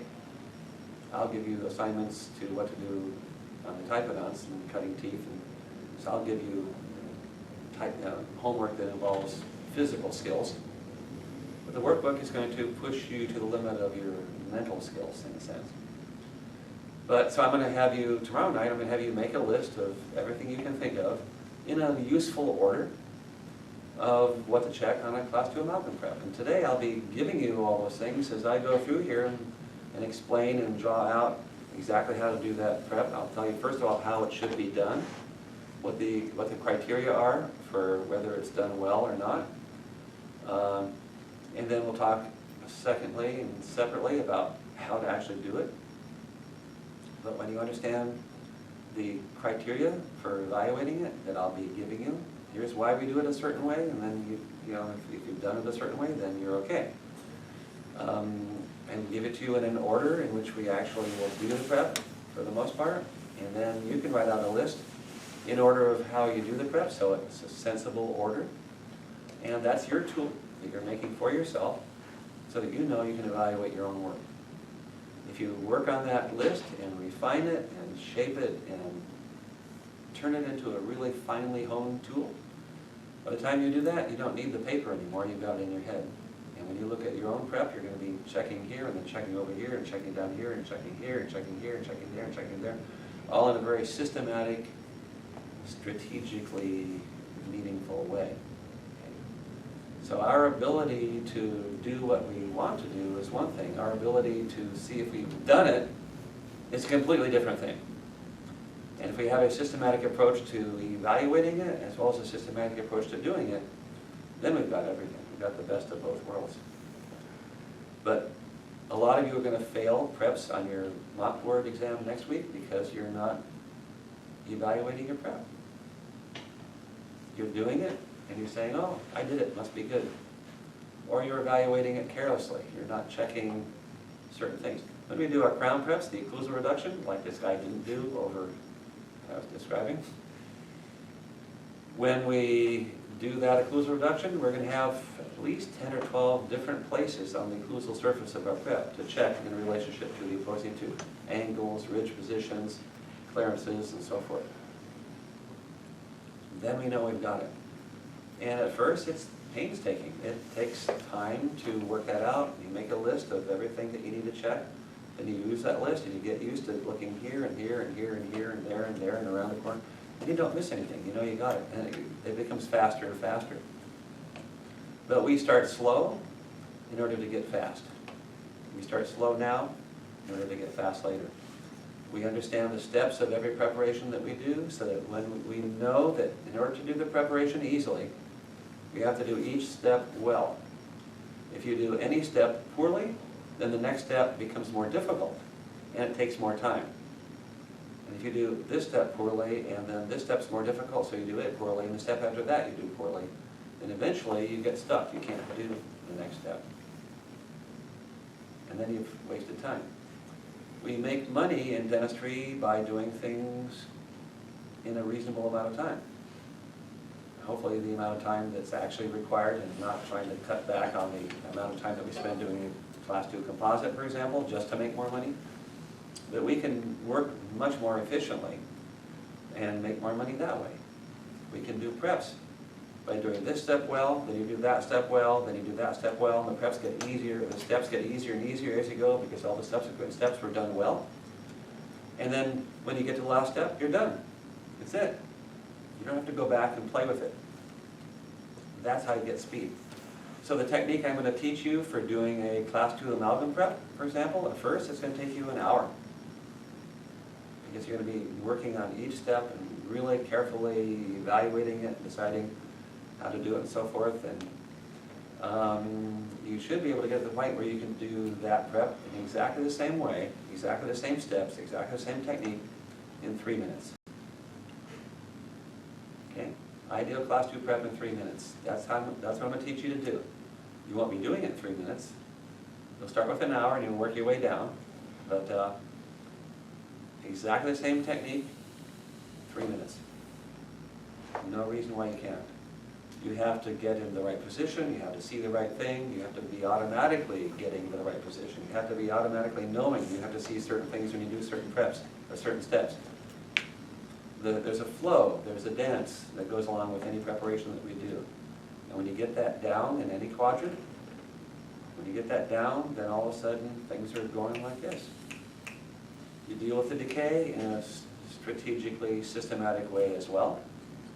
But the ideal prep is always, all those skills required to do the ideal class 2 prep are the same skills we're going to do for any prep, no matter how far overextended they are, no matter how much decay there is. All those same skills that we're learning here are going to be exactly the same skills that we do clinically. So that's pretty cool. So there's nothing I'm going to teach you here that doesn't apply in your clinical practice. Okay, that you can apply every day and make more money because of it. You know, you can actually make plenty of money doing operative dentistry if you do it quickly and efficiently. Okay, and so that's where we need to make sure that we get that. So, evaluating your entire prep with this list, we call them worksheets, where you make a list of things to look at specifically. When we learn how to do that, we're basically learning how to evaluate each step. As you evaluate each step as you're doing it, then you do this step and you say, okay, is it good or bad? If it's bad, okay, change it. Now it's good. Now I can move on to the next step. Okay. So the ability to evaluate your own work step by step and as a final result is critical. Next week, you know, most of the preps, 2/3 of the preps that fail during the mock board next week can be made to pass. And the reason they can be made to pass but weren't made to pass, some little modification that if you'd made that, it would be a passing preparation. The reason that wasn't done during the exam is because it wasn't noticed. That's usually it. It wasn't looked for, it wasn't noticed, it wasn't seen, it wasn't done, it fails. Okay? That's why we fail, lack of attention. So these worksheets help you pay attention to every step. Helps your preps get better, and also at the end, it helps you have a prep that you know it's going to pass. If you're going to hand in a prep to get into some school, you're going to want to know how to grade the prep at least as well as the guy that's grading it. You know, if he's passing judgment on you, you know, you need to be passing judgment on yourself first. And whether you get in or not, this isn't a matter of luck. Okay? Gee, I hope I get lucky and I get in. No, that's not it. No, it's a matter of, you know, do you know you're doing good work? Okay? So that's the knowledge of what is good work and what is not good work is one of the critical things we're going to develop here. And so the workbook has a lot to do with that. The worksheets, you're going to have assignment every day, and some of those assignments are going to involve worksheets. Full gold crown, worksheet. How many things can you list? And 10 or 12 just on the occlusal reduction. Okay? So that awareness of the details of the prep, what makes it work or not. You know, if you have a ski jump on your gold crown prep, you won't see it unless you check there to see if there's a ski jump. Now check over here to see if there's a ski jump. Now check over here to see if there's a ski jump. If you check facial lingual, mesial, distal, corner, corner, corner, corner, you got 8 places that I want you to list out. Check each of those 8 places to see if there's a ski jump. Especially in the proximal, because that's where everybody makes ski jumps because they're afraid to hit the adjacent tooth. And I'll tell you exactly how to avoid that and how to get past the adjacent tooth harmlessly as we get into later this week. Okay. The other thing the workbook does is it helps you learn to visualize. So, if you could sit down right now and close your eyes and imagine in your head a burr and a tooth, and imagine yourself cutting a class 2 amalgam fragment. Can you visualize what you see as you're cutting each particular step of that preparation? Or do you think of the amalgam prep is just take a big round burr and cut a big hole in the tooth to get rid of the decay and then try to trim up the edges a little bit? Okay, we're going to be much more precise than that. Okay, again, we're going to be looking at doing ideal preps and developing the skills that are required to do an ideal prep. Again, keeping in mind that those same skills exactly are what apply to a prep no matter how big they are. But all those skills are going to require the ability to visualize. If we want to have an isthmus of the class 2 amalgam graft that's exactly in the central groove, that removes the central groove because that's where the decay is, or that we want to make sure it removes a pit because that's where the decay is, then we need to make sure we can see if we're cutting through the central groove. And isn't it weird that sometimes people put an isthmus over here and the central groove is still there? All they're thinking about is something having to do with the basic shape of the prep. They're not thinking about why we're doing it and what's the actual purpose of cutting this stuff. I see people doing a prep that looks kind of like a lower first molar class 2 outline on a second molar. Well, the grooves and the cusps are different, and yet they're making the same outline. Why? It doesn't make any sense. Okay, that's because it doesn't make sense to the person. So everything we do has to make sense. We don't go into that room and start cutting on a tooth unless it makes sense in this room. Is that a deal? Okay. And how are you going to make sure it makes sense when you're in this room? If it doesn't make sense, you're going to raise your hand, right? You say, I don't understand this. Okay? The pleasure I get from these classes, my learning from these classes, is that you ask questions. Now, I can see a lot in your eyes, which is why I like to teach. I would not do Skype or whatever. I guess you can see in your eyes. But there's something real about, and I could do a webinar, but that has no satisfaction at all. That doesn't communicate. Okay? I'm going to see your eyes, and I can tell, if you don't get it, if you get it, it's a whole different thing. But you got to get it. I need you to get it. That saves my time in the other room. If you don't get it when you get into the other room, then you're going to make a mess. You're going to be going places that you don't even know you're going to be going. But there's some really, really basic stuff that we need to talk about. This visualization thing is critical. The ability to know what we should see as we're doing a preparation, at each step of the preparation. What should we see? What are we trying to control? What are we trying to make sure we do? What are we trying to make sure we don't do with every single step? And how to make sure that we can see that we're doing those things with every single step. And it's going to change from quadrant to quadrant. What we need to see is going to be the same. How we do it in terms of our positioning, the use of the mirror, and so forth. It's going to change from quadrant to quadrant. How we manipulate, how we move around. It becomes automatic after a while, but for now, it's going to be painful. It's going to be, you have to really think about every step. How do I position myself so I can see what I need to see? You have to mentally decide, okay, I need to see this when I'm doing that.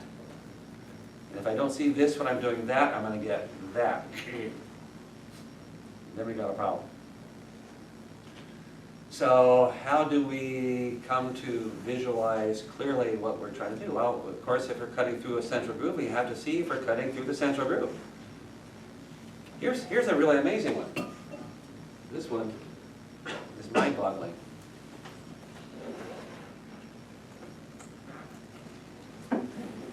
What's the best way to make sure that when we're cutting near an adjacent tooth, that we don't hit the adjacent tooth? How do we avoid hitting the adjacent tooth?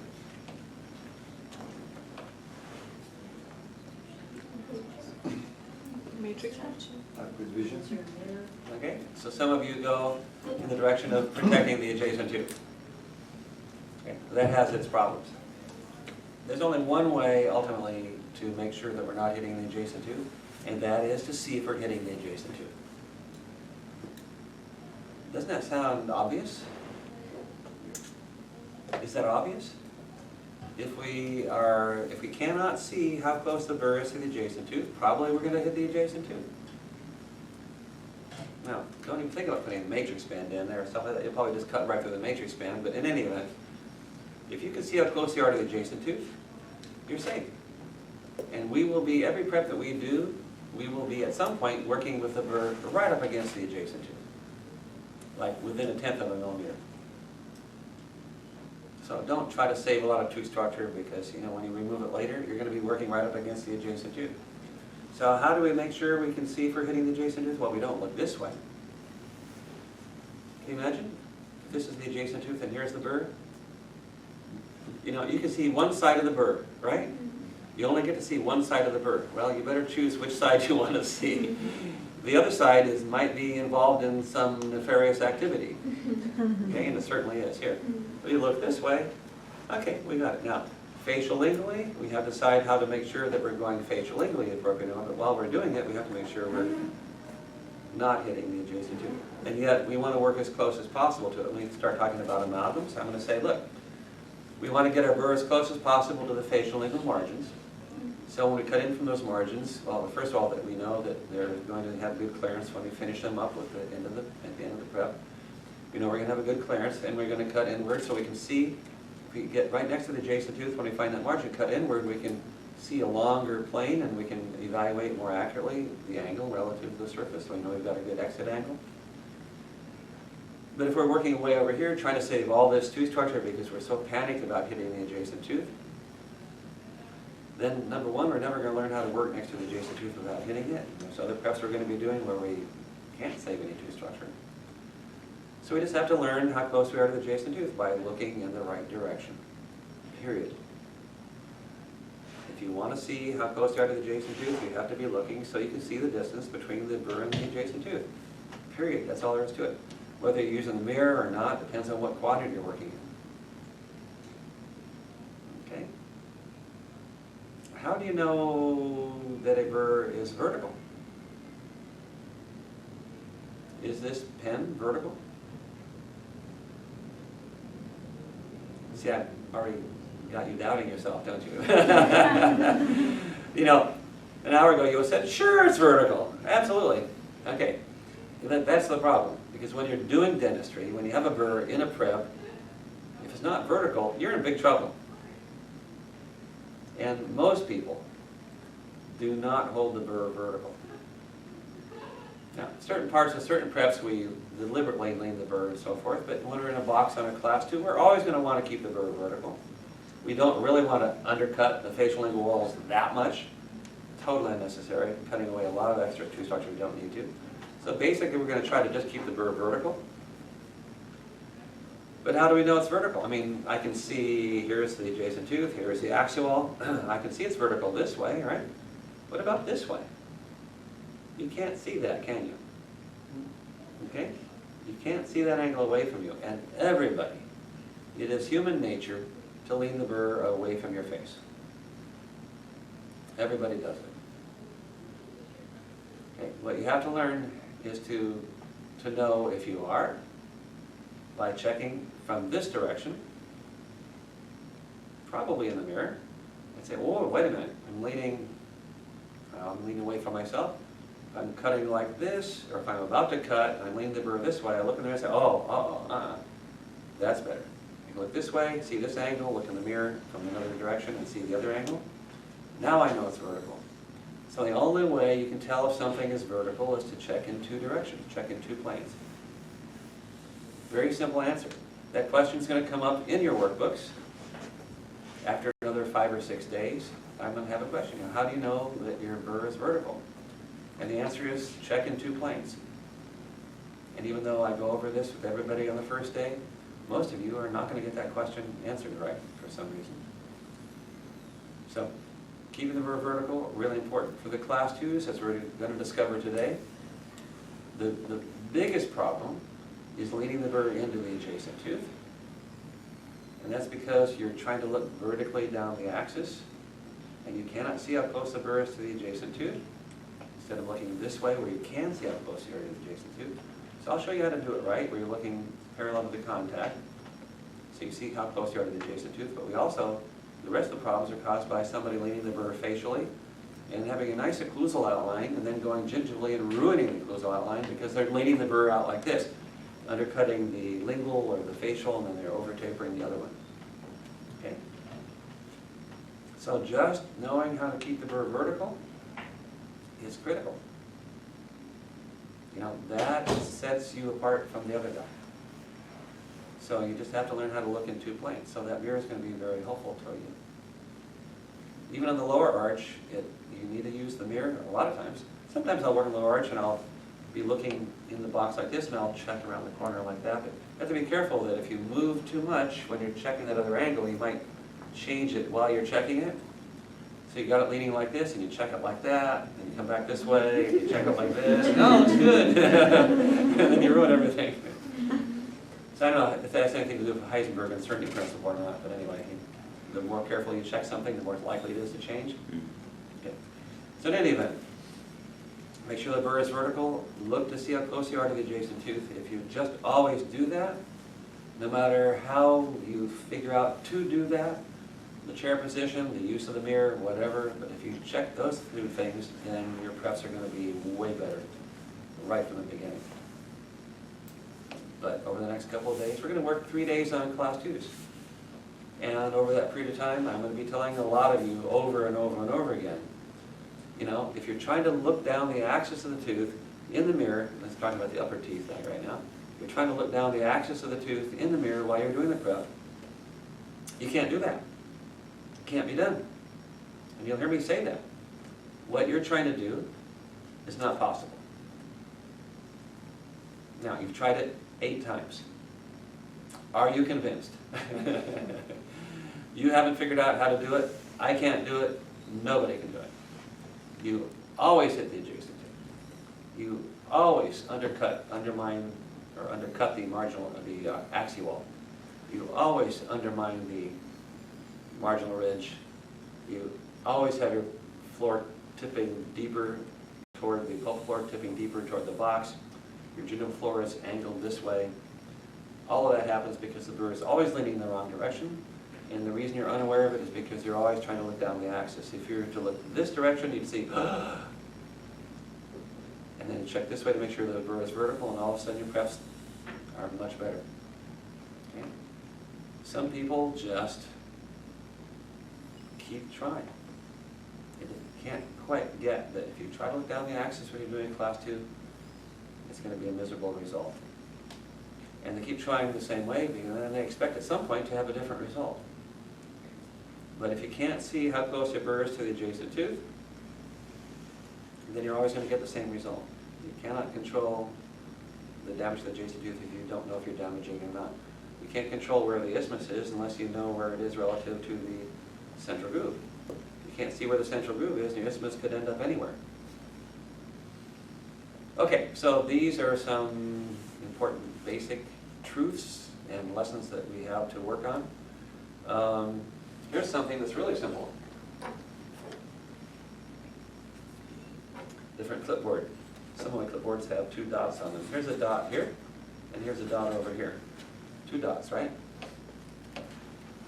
If I were to give you this and ask you to take a pen and draw a straight line between those 2 dots, all of you would do it exactly the same way. There's no doubt in my mind. You'd have to be abnormal mentally in some way to do it differently from the way everybody else does it. Okay? If you've ever cut fabric or paper between 2 dots trying to cut a straight line, everybody always does it the same way. Okay? Does anybody ever look this way? No, but it would be unnatural to try to draw it that way. We look like this, right? So we see where we are, we can see if we're deviating from that line. We can visualize along that line and cut very straight from one dot to the other. Okay? That's the way everybody does it. Now, that's human scale, macroscopic scale, whatever. Strangely enough, when we work on teeth, people stop doing that. Common sense on the human scale goes out the window when we're working on a tooth. If I want you to cut a nice straight wall, if I want you to cut a nice flat plane, if I want you to cut parallel to the oblique ridge, which we're going to be doing tomorrow morning. We're going to be making a nice long cut parallel to the oblique ridge on the upper molars. We should be looking parallel to the oblique ridge, right? To see if we deviate and cut into the oblique ridge. But most people don't get that. It makes sense as I explain it. I'll draw it out on the board. I'll show you, I'll draw a picture of an eyeball, and I'll show you where to look when you're cutting that plane, because it follows this, which everybody does. And you should be able to look and cut all the way along there just like that, very precisely. And yet people look all kinds of other directions and then they deviate and they cut up and compromise the oblique ridge. Isn't that strange? Okay.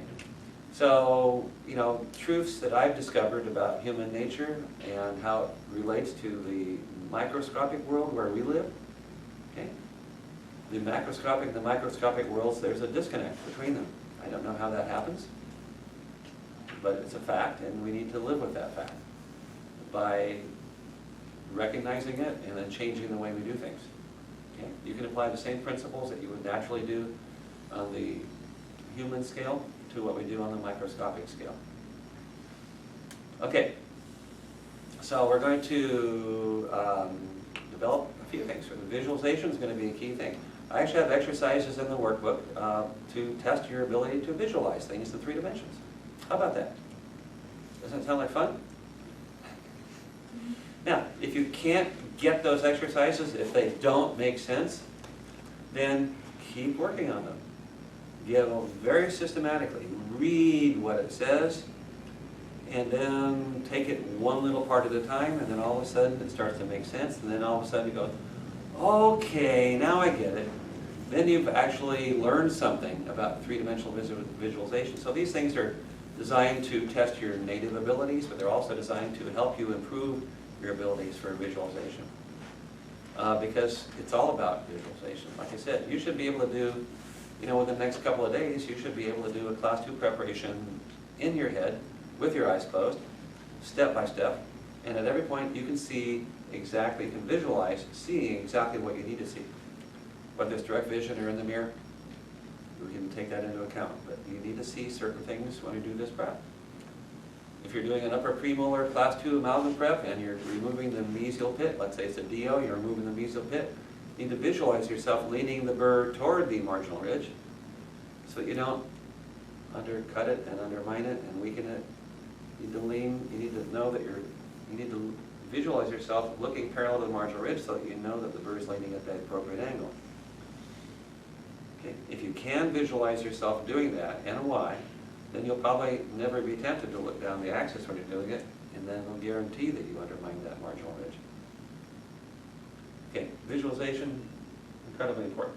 I'll be doing drawings a little bit later of teeth, 2 different teeth, one that looks kind of like a Kilgore tooth, one that looks like a Columbia tooth, in relationship to the adjacent teeth. We'll talk about how Class 2 preparation is done in both of those situations. The technique is exactly the same because it's a Class 2 prep. The technique is always the same. The way it looks at the end is going to be completely different looking. It's going to meet all the same requirements. Ideal prep is an ideal prep, but the shape of it is going to be different. And in every patient, it might be different. And there's advantages and disadvantages to different kinds of relationships in the patient's mouth between the teeth. But we need to take into account what's going on. Where is the proximal decay? It's where the proximal contact is. Where is the proximal contact? I don't know. Show me the teeth. Could be way over here, could be way over here, could be broad, could be tiny. You just have to take a look at the tooth, and the prep's going to change completely depending upon the decay, which depends upon the contact.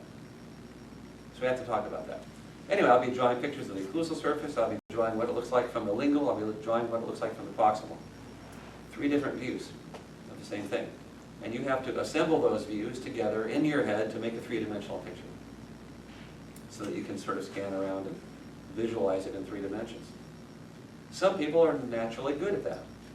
If you're good at doing our visualization exercises, you'll probably be good at doing this. But if you're not good at it, it's going to compromise your work. Okay? You're not going to have a nice 3-dimensional visualization to apply to the typodont, which is a 3-dimensional object. And so you'll end up looking the wrong way at different times and getting a big surprise. So I need to help you learn how to take 2-dimensional representations and assemble them into a 3-dimensional whole, okay, that you can then have in your mind. So we're going to do these visualization exercises. They're based on the shape of a cube. Nice, simple shape. Picture that as a clinical crown, if you will. So let me draw a cube. So if I draw it in 3 dimensions, this would be a pretty typical representation of a cube, right? So how many corners does it have? 8. Okay, and we can think of them as corners, vertices, apices, point angles. Okay, in dentistry we call them point angles. This corner right here, we have to give it a name because I'll be giving you some instructions as to how to construct something within that cube based on a position where it starts and stops within that cube. So if it starts at this corner, that would be the, well, this is the front side, so it'll be the front. That's the left side, so it'll be the left. And then it's also the bottom. So front, left, bottom. So front plane, left plane, bottom plane all intersect at that apex. Okay, is that clear? And so back, right, top, so forth. Okay, the faces. How many faces are there? 6. How many edges? 8, 12. 12 edges. 12. Okay. So this would be the left front edge, okay? Left face over here, bottom face, top, right, back, and the front. Okay, so let's say that I asked you to draw a line, and one end of the line is on the bottom face, starts on the bottom face, halfway between the front left bottom apex and the center. So it starts on the bottom face, so we're going to have a dot somewhere in the bottom face, halfway between the front left bottom and the center. So the center of the bottom face can be found by drawing diagonals. So there's the center. Halfway between that apex and the center would be right here, wouldn't it? Okay, now if I say that from that we're going to define a line, we can think of it like a burr. And if it's not vertical, it might be leaning axially. So it might be leaning axially 10 degrees, something like that. So if it leans axially, well, if it's vertical, it would be intersecting the same point on the top, wouldn't it? But if it's leaning axially, it's going to start at the same bottom point, but it's going to end up at a different point on the top. But that point will also be on the diagonal.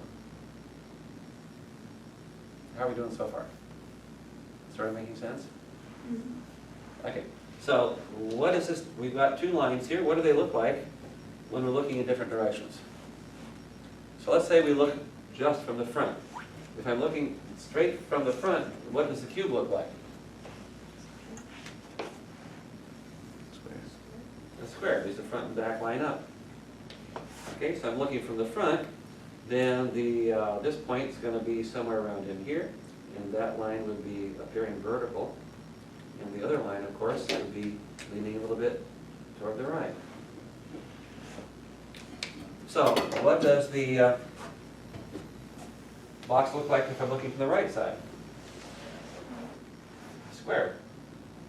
Okay, and I'm looking from the right, that would be something like this, straight vertically over here. And then this one's going to be at a little bit of an angle. What does it look like if I'm looking from the top? Square.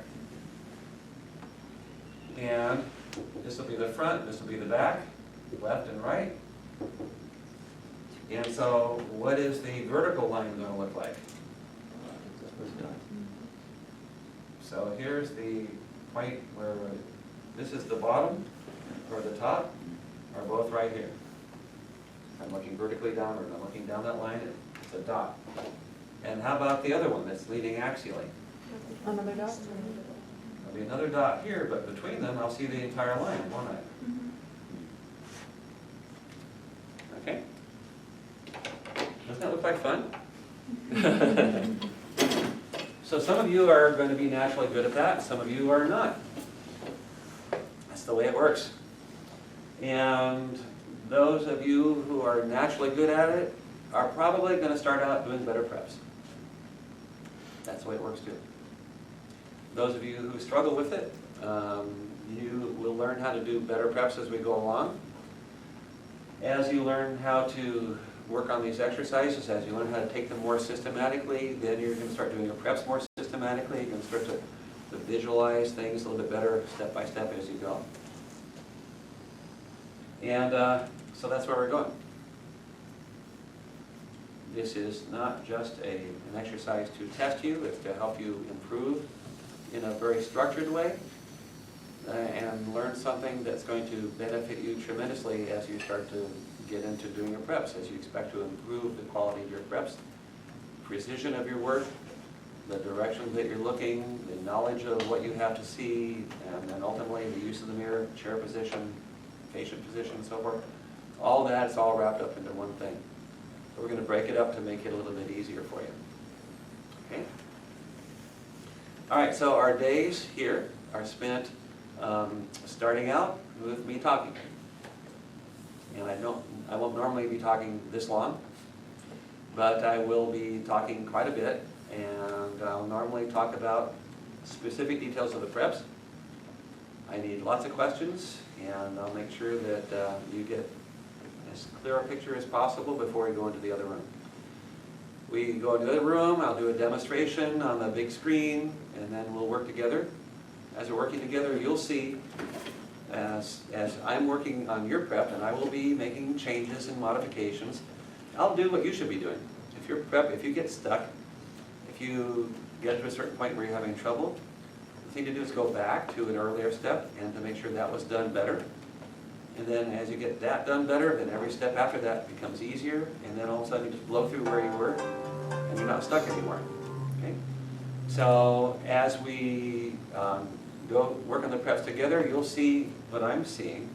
You see everybody has a monitor, like those monitors on the table over there. Everybody has a monitor, and what you're going to see is what I see. So when I'm looking in the mirror and working, you're going to be looking in the mirror with me. Okay? Which is the most wonderful invention, most wonderful technology to apply to dental education. So when I leave and you sit down to work on it, you're going to say, okay, he saw that, that's how he did it so nicely, I don't see that. Okay, well then, oh, now I see it. Sitting in a different position, using the mirror in a different way. Now I see what he saw, oh, and now it's easier. Okay, so that's why I came up with this, that's why I started using these cameras. So I will make a modification on your prep, I'll get you to a point where you can proceed a little bit more easily beyond that. But you'll also always be learning, okay, how I'm doing that. You'll learn how I'm doing it because you'll see what I see. You'll see, you can look at me, you'll see my position, but you're going to spend most of your time looking at the monitor to see what I'm showing you and what I'm showing myself. Okay, that's how you make some improvement.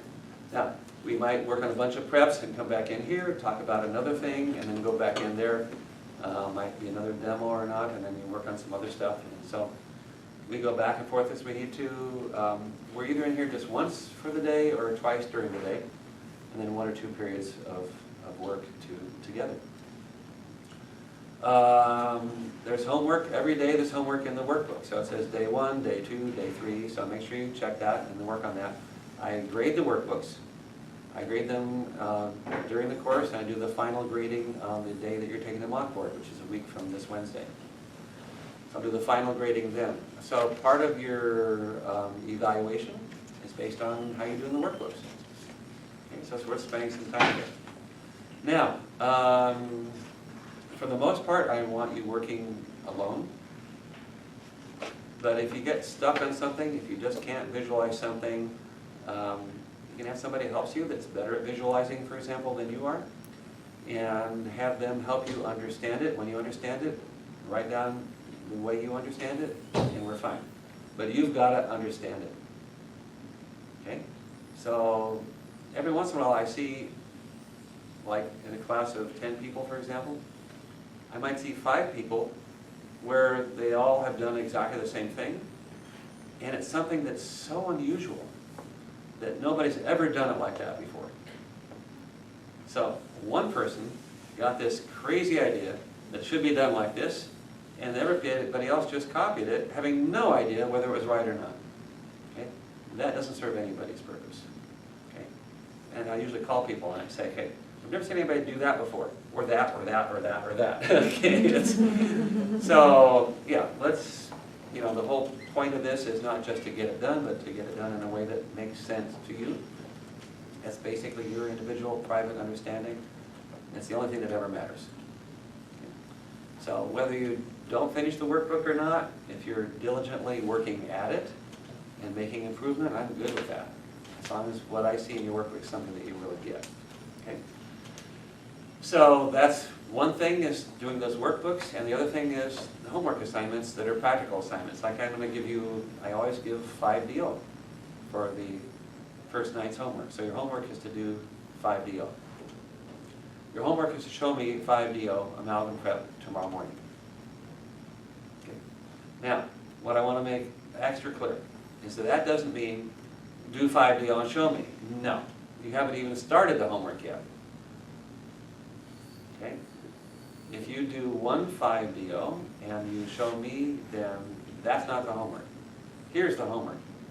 Do 5DO, you look at it. Why should I look at it before you have? And if you think that it's perfect, I'll take a look at it.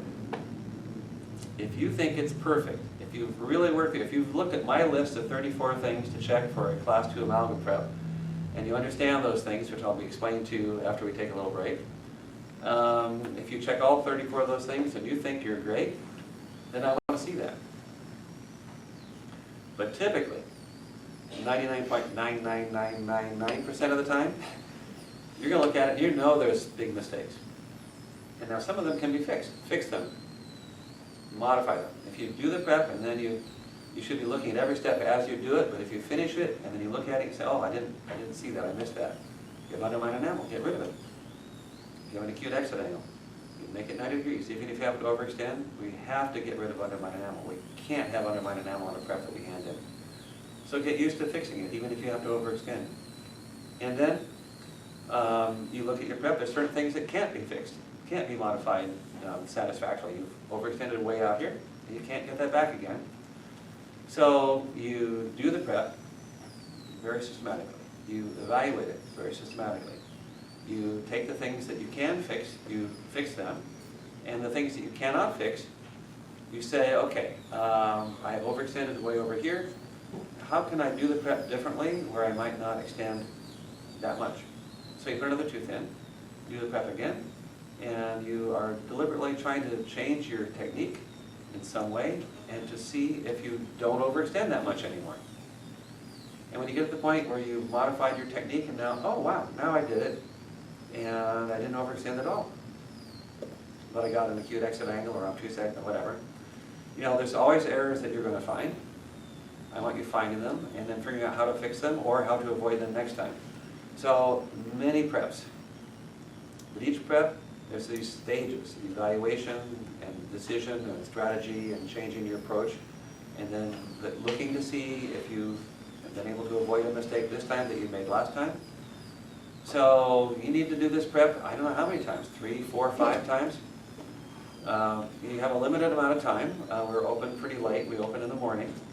So you can work on preps, but here's the homework. The homework is to do 5DO and show me one that you think is perfect. That's it. That's all I want.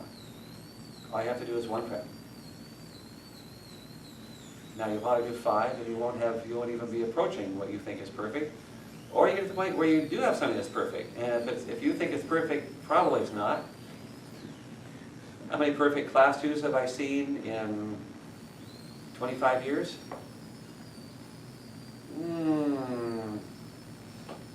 4. 4 that I couldn't find an error on. That's out of maybe 200,000. So it's a pretty high goal, isn't it? But a month ago I had somebody that only had like 3 slight errors. That's as close as I've seen in years. So, it happens.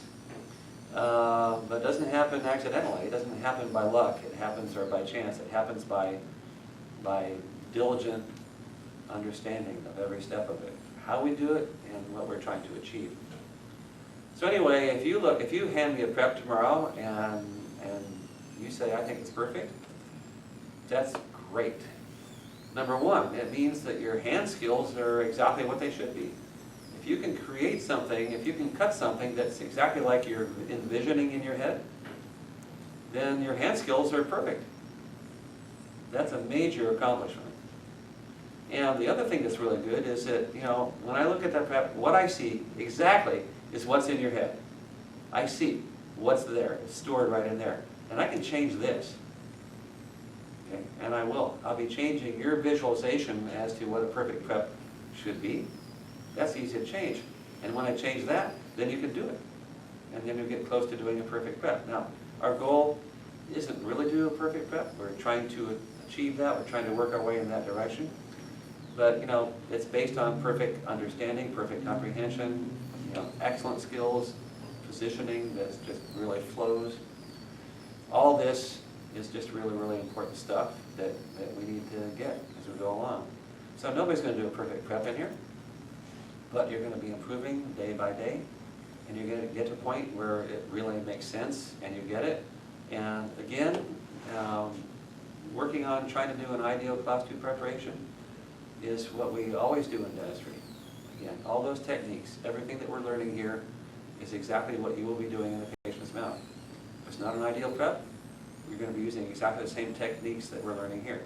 The only problem is that we will not be able to go over caries removal strategy here.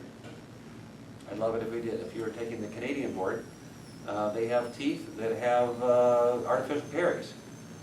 It's a little bit artificial, but on the other hand, we develop a strategy for caries removal, which is great. If you're taking a clinical exam, we have classes for the clinical exam, Western Regional, Northeast Regional, and whatever.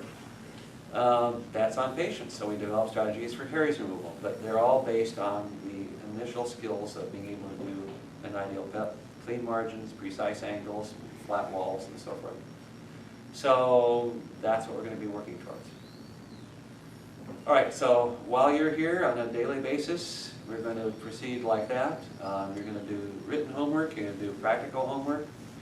The first 3 days, Class 2s. Class 2 amalgam today on the upper premolars, and tomorrow we're going to be doing Class 2s on all 4 quadrants. We'll talk about the different teeth and the anatomies that we would incorporate, but that's the easy part.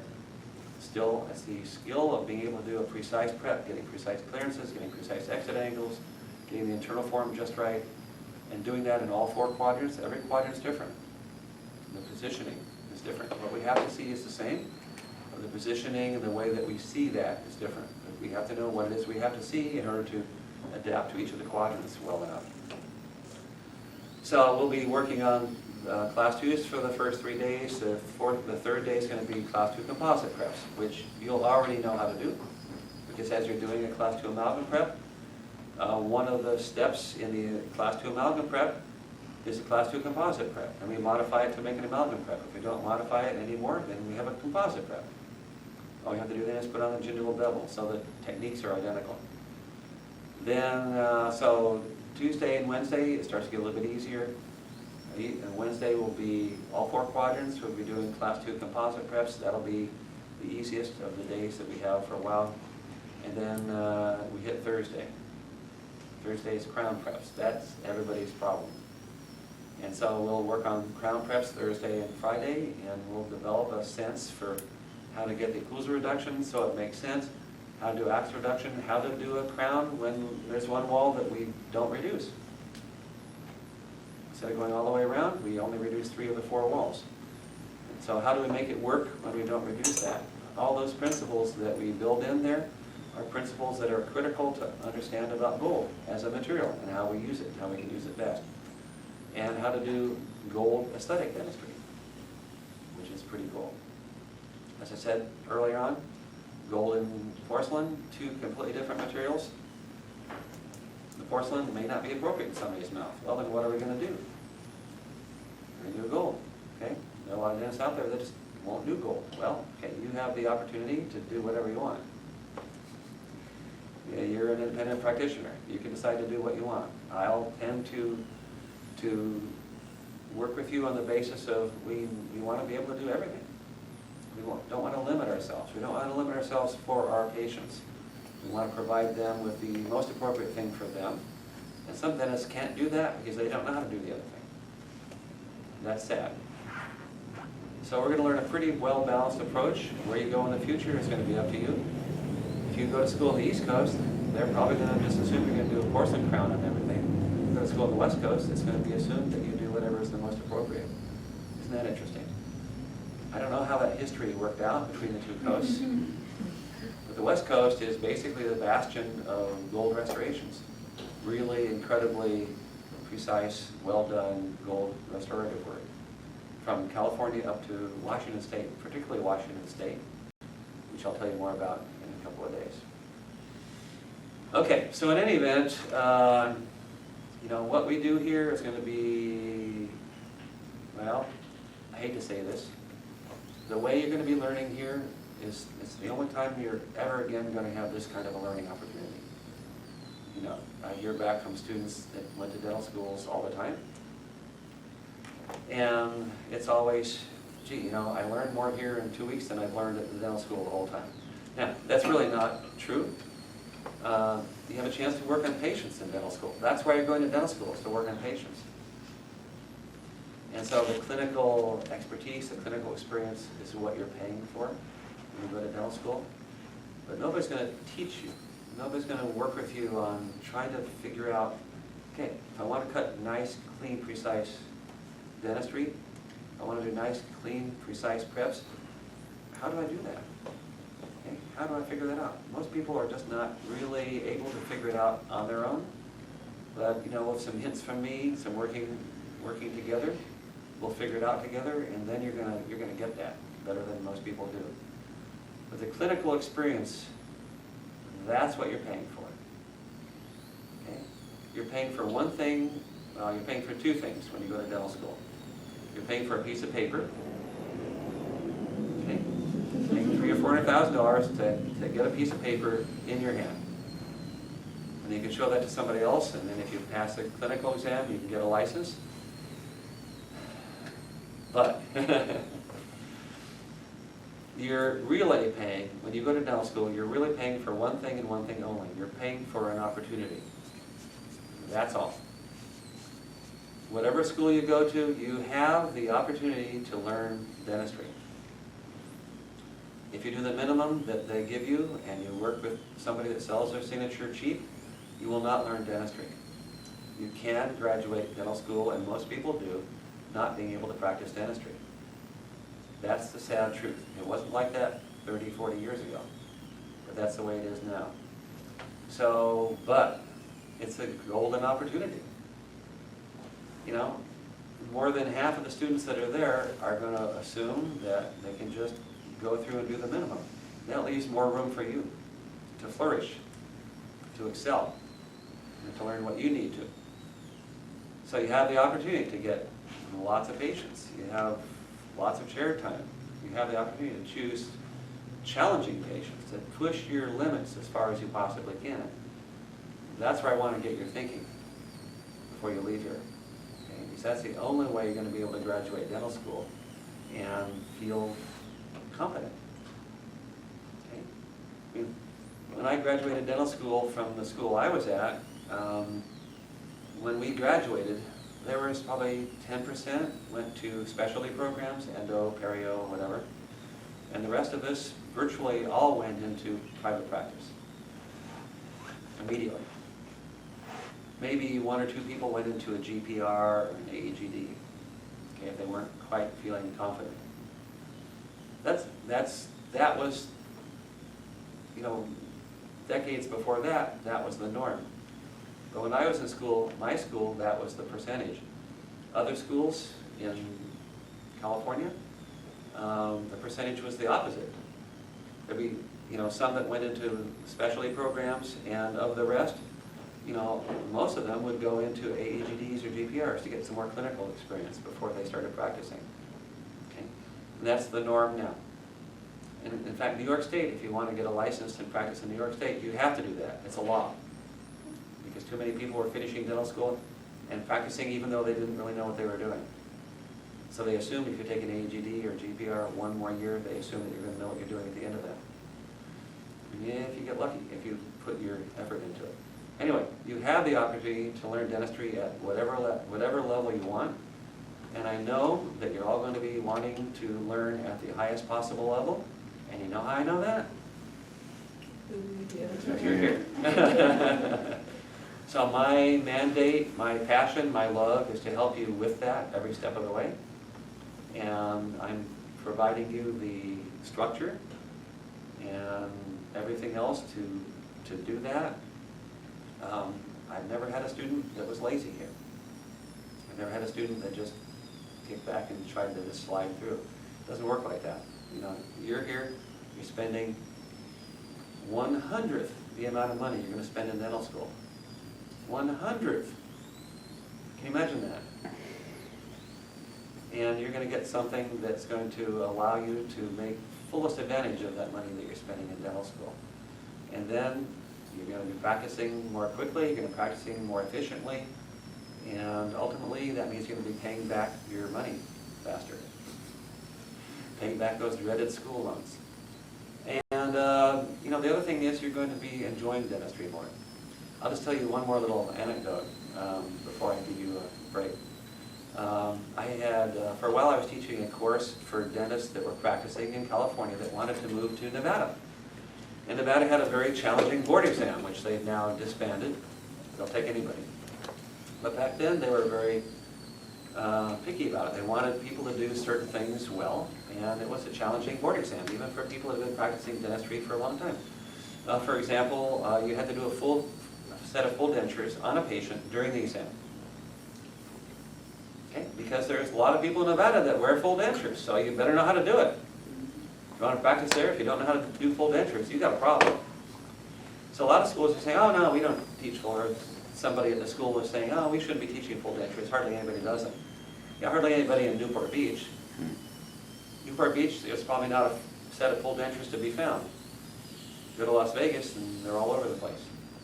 Okay. So, you know, the kind of dentistry we need to learn would allow us to work anywhere.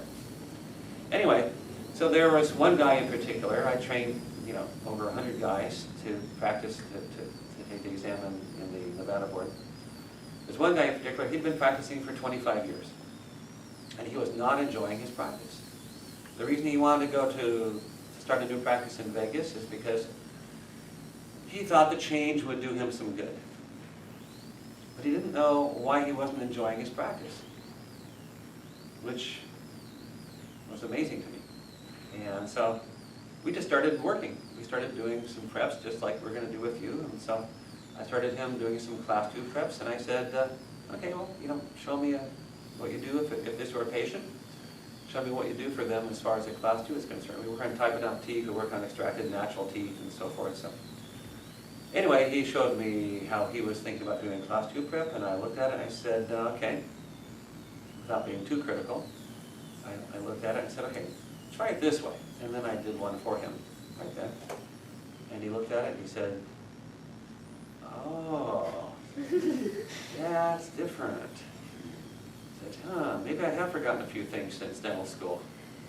And here's the problem. Most students graduate dental school without really getting it. They don't really know why they're doing certain things.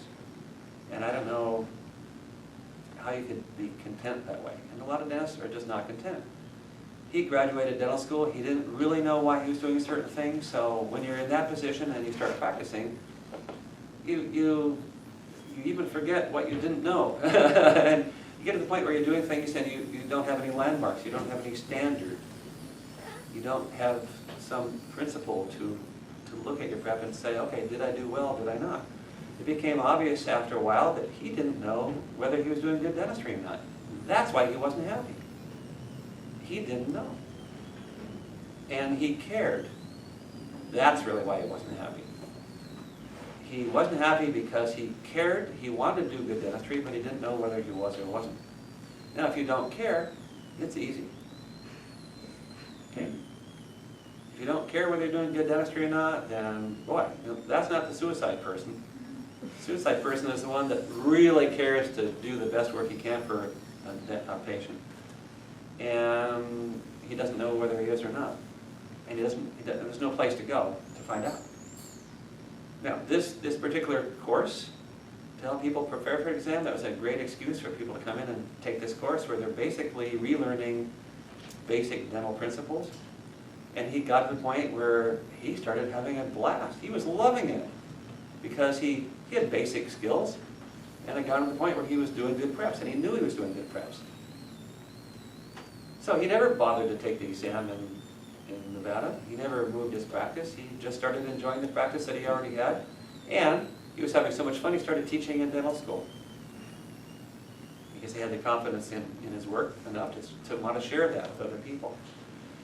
I worked for 6 years in a row. I would go back to the East Coast, and I worked in a school back there with a team that I would assemble to help them learn what it takes. These are senior dental students. They already finished their entire career. They're taking the California board exam. They were all coming back to take the board exam in California. And their passing rate, when I started with them, was like 15%. So that's not going to work. And so I went back there and I worked with them for a week or 10 days and got them to the point where they understood why they were doing things in a certain way and how to do it in a way that's going to guarantee that the prep's going to be good. And it didn't take much to do that. A week or 10 days, and they had the basic skills. All they had to do was really get why they do things in a certain way, and they were all sharp enough to get that. And so, after a week or 10 days, and they had an 85% pass rate. So, I saw what that little bit of elevation to reach a higher bar did for the basic learning, and that's the kind of learning that lasts for the rest of your life. Okay, so that's the path I want to try to get you guys on, and that's the way it's going to go. Today, however, is going to be extraordinarily painful. Okay, like I said, whether you haven't touched a handpiece in 10 years or whether you've been practicing for 10 years, it's going to be painful. Okay? So you're going to have to get some confidence in your hand skills again. You're going to have to relearn or unlearn something that you're already doing. But it's going to be challenging. And the one thing I promise you right from the get-go is that if your prep isn't good in any way, I will tell you. Okay? Like I said, my signature doesn't come cheap. If you've got any kind of a problem, my job is to tell you that's the problem, how to fix it, or how to avoid it, or both. Okay? That's where we're going together. And we're going to work together to get there. But you're not going to make any progress if I say, okay, that's pretty good prep. If that's all I tell you, then you're not going to make any progress at all. So my job is to tell you what you're not doing right. For some, that's going to generate some tear flow this afternoon. But that's okay. That's what it takes to move onward. And I'll take you to a place you've never been before.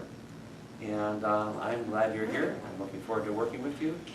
We're going to take a little bit of a break. When you come back, we'll do some introductions, and then we're going to talk about Class 2 amalgam preps, why we do them in a certain way, and how in the world we're going to do them as precisely as the pictures that we're drawing.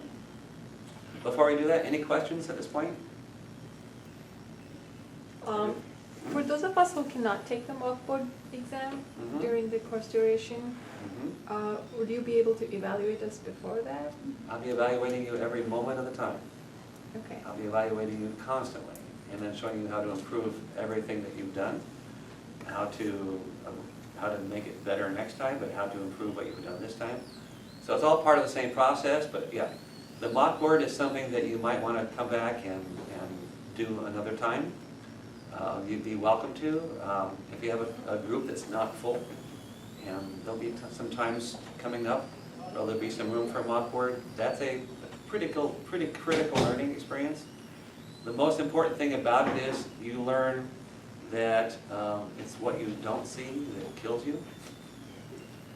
And like I was saying earlier, there, 2/3 of the preps that fail the mock board are things that could have passed. Nobody's ever passed all 6 preps, by the way. Nobody, ever. Every once in a while somebody passes 5 or 4. But I had a woman that could have passed all 6. She came very close to passing all 6, but failed all of them. Okay? Failed all 6 preps. Every one had one little thing that if she had just seen it, it could have easily been fixed to make a passing prep. Every one of the 6. So I had to tell her. I said, look, you know, you could have been the only one ever to have passed all 6 preps, and you failed everything, and it was because you just didn't pay attention, you didn't look, you didn't self-evaluate. Okay? And so that's a pretty profound learning experience, and I don't want you to miss that learning experience. So we'll figure out some way that you can get that at some point, even if you have to leave, go take an exam someplace, come back, even next fall before your school starts, take another mock board, take a mock board. That last day of the course after the mock board, we do gold onlays. The gold onlays, basically that prep incorporates all the skills that we learned up to that point. No additional skills, a little more additional understanding and principles, but basically very similar to what you've all done, but just combined together in a beautiful way to do a prep that's one of the most useful preparations that we have, a gold onlay in our arsenal that nobody has in their arsenal. Like having a bow with no arrows. Anyway, yeah, you'd be welcome back to redo that at some point whenever we have room. But yeah, you'll get a lot of that, and the more time you spend looking at what you're doing and paying attention to what I tell you in terms of, you know, you don't have enough clearance there, you could have, you've just been looking for it. Here's how you actually do measure that and then work through that. You'll get ahead of time all the stuff that I want you to learn from the mock board. But that learning process sometimes makes it come home more.